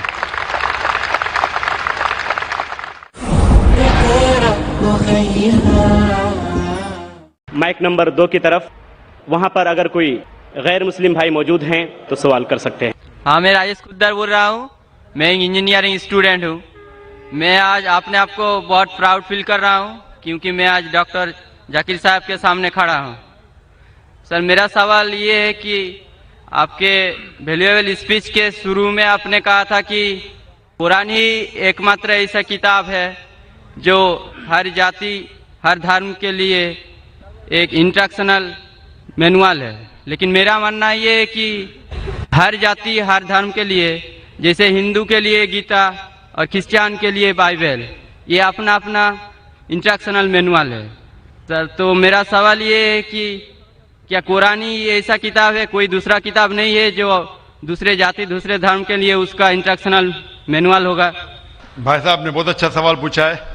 उन्होंने कहा है कि मैंने मेरे तकरीर में कहा कि कुरान सारी जाति के लिए इंस्ट्रक्शन मैनुअल है। मैंने मेरे तकरीर में कहा कि कुरान सारे इंसानों के लिए इंस्ट्रक्शन मैनुअल है। और आपका ये सवाल है कि आपके हिसाब से वेद और भगवत गीता हिंदुओं के इंस्ट्रक्शन मैनुअल किताब है, कुरान मुसलमान की किताब है, इंस्ट्रक्शन मैनुअल है, तो क्या सिर्फ कुरान ही सारे इंसानों के लिए इंस्ट्रक्शन मैनुअल है, ऐसी कोई और किताब है क्या नहीं? ये सवाल बहुत अच्छा है। इसका जवाब कुरान मजीद में अल्लाह ताला फरमाते, सूरह राद में सूरह नंबर 13 आयत नंबर 38 में अल्लाह ताला फरमाते लिकुल्ली अजलिन किताब, कि हर दौर में अल्लाह ने एक किताब नाजिल की। हर दौर में अल्लाह ने किताब नाजिल की। नाम से कुरान मजीद में 4 किताबों का जिक्र है जो अल्लाह ताला ने नाजिल की, तोरा, जबूर, इंजील और कुरान। तोरा नाजिल की गई थी मूसा अलैहि सलाम पर, जबूर नाजिल की गई थी दाऊद अलैहि सलाम पे, इंजील नाजिल की गई थी ईसा अलैहि सलाम पे, और कुरान जो आखिरी किताब है नाजिल की गई थी आखिरी पैगंबर मोहम्मद सल्लल्लाहु अलैहि वसल्लम पे। आपका सवाल है कि सिर्फ कुरान सारे इंसानों के लिए, बाकी किताब नहीं है। अभी ये 4 किताबों का कुरान मजीद में जिक्र है, लेकिन कुरान मजीद में यह भी कहा गया है कि हर दौर में एक किताब है। मिसाल के तौर पे सूफ इब्राहिम, वो भी किताब है। तो अल्लाह ताला ने कई किताबें नाजिल की है, सिर्फ नाम से 4 का जिक्र है, इसके अलावा और किताबें हैं। कोई मुझे हिंदू पूछता है क्या आप कह सकते हैं क्या वेद अल्लाह की किताब है? मैं कहता हूं कि कुरान मजीद में नाम से वेद का जिक्र नहीं है, तो मैं ये नहीं कह सकता हूं कि वेद अल्लाह की किताब है। मैं ये कह सकता हूं हो सकता है, मैं नहीं जानता, हो सकता है वेद अल्लाह की किताब है, हो सकता है नहीं है, क्योंकि कुरान मजीद में इसका जिक्र है। मैं 100% नहीं कह सकता हूं कि ये है, लेकिन मैं ये जानता हूं कि जितनी भी किताबें कुरान मजीद के पहले नाजिल हुए वो सिर्फ अपने लोगों के लिए थी और हिदायत थी एक वक्त के लिए। जितनी भी किताबें नाजिल हुई कुरान मजीद के पहले, चाहे तोरा हो, जबूर हो, इंजील हो, या जितनी भी किताबें जिसका जिक्र कुरान मजीद में नहीं आता है, वो नाजिल हुई थी अपने लोगों के लिए। वो पैगाम का अमल करना चाहिए जब तक नई किताब नाजिल ना हो। अगर मान भी लेता हूं कि वेद अगर खुदा की किताब हो, मान लेता हूं मैं आपकी बात कि वेद खुदा की किताब है, तो वो सिर्फ उस वक्त के लिए था, उन लोगों के लिए था, आज के लिए नहीं। क्योंकि कुरान मजीद अल्लाह की आखिरी किताब है, वो सिर्फ मुसलमानों के लिए नहीं और सिर्फ 1400 साल पहले के लिए, क्योंकि वो आखिरी किताब है, वो सारी इंसानियत के लिए थी और क़यामत तक है। जितनी किताबें पहले आई वो सिर्फ महदूद थी एक वक्त के लिए और एक समय के लिए, खुसूसन कुछ इंसानों के लिए। मिसाल के तौर के ऊपर तोरा नाजिल हुआ था सिर्फ यहूदी के लिए, मूसा अलैहिस्सलाम पे नाजिल हुआ था जब तक नई वही नहीं आई, उस वक्त के लिए और उन लोगों के लिए। आज क्योंकि कुरान मजीद आखिरी कलाम है, वो सिर्फ मुसलमानों के लिए नाजिल नहीं किया गया था, सिर्फ अरबों के लिए नहीं, लेकिन सारे इंसानों के लिए। और जो कुरान मजीद का पैगाम है वो सिर्फ 1400 साल पहले के लिए नहीं है, वो क़यामत तक के लिए। इसीलिए अगर मैं मान भी लेता हूं वेद खुदा का कलाम था, वो सिर्फ उस वक्त के लिए था, और जितने भी अल्लाह के कलाम जो कुरान मजीद के पहले आए, वक्त के दौरान उनमें मिलावट होने लगी। आज आप तहकीक करेंगे जितनी मजहबी किताब, कुरान मजीद के अलावा सभी मजहबी किताब में मिलावट है, उसमें कंकॉक्शन है, फैब्रिकेशन है, बहुत मिलावट है। मिसाल के तौर पे महाभारत पढ़ते हैं तो कहते हैं पंडित कि महाभारत सबसे पहले कहा गया था, अर्जुन के ग्रैंडसन ने कहा था, उस वक्त 8000 श्लोक थे। ये कहानी दोहराई गई जनरेशन के बाद जनरेशन, फिर महाभारत में हो गए 24,000 श्लोक, आज महाभारत में लाख श्लोक है, तो इसमें मिलावट होने लगी। आज आप देखेंगे महाभारत टेलीविजन पर, उसके अंदर बैकग्राउंड में मारुति कार भी जा रही है, ये और एक मिलावट है मारुति कार महाभारत में। तो इसीलिए जितनी भी किताबें अल्लाह ने नाजिल की, क्योंकि वो सारे इंसानियत के लिए नहीं था और क़यामत के लिए नहीं था, अल्लाह ताला ने उसे जरूरी नहीं समझा महफूज रखने के लिए, बट क्योंकि कुरान मजीद आखिरी किताब है और अल्लाह सुब्हानहू व तआला जानते कि एक क़यामत तक रहने वाली है, इसीलिए अल्लाह ताला फरमाते सूरह हिजर में सूरा नंबर 15 आयत नंबर 9 में कि हमने कुरान नाजिल किया, हम इसकी हिफाजत करेंगे। तो इसीलिए ये कहना कि बाकी किताब, तो आज कुरान मजीद सिर्फ मुसलमानों के लिए नहीं, सारे इंसानों के लिए, चाहे आप हिंदुस्तान में रह रहे हो, चाहे पाकिस्तान में जी रहे हो, चाहे सऊदी अरेबिया में, चाहे अमेरिका में, चाहे यूके में, चाहे आप हिंदू मजहबी खानदान में पैदा हो या ईसाई खानदान में पैदा हो या मुसलमान खानदान में पैदा हो, आज सारे इंसानों को अल्लाह के आखिरी पैगाम कुरान मजीद पढ़ना चाहिए, उस पर अमल करना चाहिए, उसकी बात मानना चाहिए। इसीलिए मैं कहता हूं कुरान मजीद सारे इंसानों के लिए, ये चीज मैं वेद के बारे में नहीं कह सकता हूं, क्योंकि अगर आप तहकीक करते हैं वेद में भी मिलावट है। अगर आप साइंस के जरिए तहकीक करने लगेंगे कुरान मजीद को छोड़ के, बाकी सारे किताबों में आपको गलती मिलेंगी। तो ये गलती मैं अल्लाह को मंसूब नहीं कर सकता हूं, मैं नहीं कह सकता हूं ये गलती भगवान ने की, ईश्वर ने की, अल्लाह ने की, क्योंकि ये जितनी किताबें कुरान मजीद के पहले आए वो सिर्फ महदूद थी कुछ लोगों के लिए और महदूद थी वक्त के लिए। अल्लाह ने, भगवान ने, ईश्वर ने इसे महफूज रखने की जरूरत नहीं समझी। आज क्योंकि कुरान मजीद आखिरी पैगाम है अल्लाह का, अल्लाह ताला के वो महफूज रखेंगे। इसीलिए मैं कहता हूं कुरान मजीद एक वाहिद किताब है सारी दुनिया में जो सारे इंसानों के इंस्ट्रक्शन मैन्युअल है, मेरी भी और आपकी भी। Hope the answer the question brother. Thank you sir. तो आप मानते हैं कि कुरान मजीद आपकी इंस्ट्रक्शन मैन्युअल है भाई साहब? जी सर मानते हैं। आप मानते हैं कि खुदा एक है? वो ठीक ही बना है, खुदा एक ही है। हम मानते हैं कि आप मानते हैं बुत परस्ती गलत है? ना वो नहीं मानते, हम मानते हैं कि ना मानते मूर्ति पूजा गलत है? सर हम मानते हैं कि हमारा ईश्वर एक ही है, यही हम मानते हैं। आप मानते हैं ईश्वर एक, लेकिन आप मानते हैं कि ईश्वर की मूर्ति है? मेरा एक दूसरा सवाल है इसके भाई लिए। साहब मैं आपसे पूछना चाहता हूं कि आप मानते हैं ईश्वर की मूर्ति है क्या नहीं? वही उसी के विषय में मेरा एक सवाल है सर। हाँ पूछिए भाई साहब। सर अगर आप बोलते हैं कि ईश्वर की कोई मूर्ति नहीं होना चाहिए तो मैं नहीं कह रहा हूं, वेद कह रही है। हाँ वेद कह रही है ना तस्य प्रतिमा अस्ति, तो सर ईश्वर का कोई अक्स नहीं। सर मेरा सवाल है, अगर ईश्वर की कोई मूर्ति नहीं है तो हम भक्त होके जो ये दाढ़ी मूछे रखते हैं, तो हम भक्त होके अपना हम काहे ऐसा फैशन चीज रखते हैं? भाई साहब का सवाल है अगर ईश्वर का कोई अक्स नहीं है तो हम भक्त होके दाढ़ी मूछ क्यों रखते? क्योंकि हम ईश्वर नहीं है ना, ईश्वर का आकार नहीं, कोई अक्स नहीं है, हमारा तो अक्स है ना। तो ईश्वर हमारे खालिक है, हमारे रब है, हम थोड़ी ईश्वर है। तो हम दाढ़ी मूछ रखते हैं क्योंकि कुछ लोग दाढ़ी मूछ रखते हैं अच्छा रखने के लिए, कोई दूसरे वजह के लगते। इंशाअल्लाह तीसरे दिन जो है ये पीस कन्वेंशन का, उसमें इसका डिटेल जवाब दिया जाएगा इंशाअल्लाह। Thank you sir. आज के सवाल और जवाब का ये सुनहरा मौका यहाँ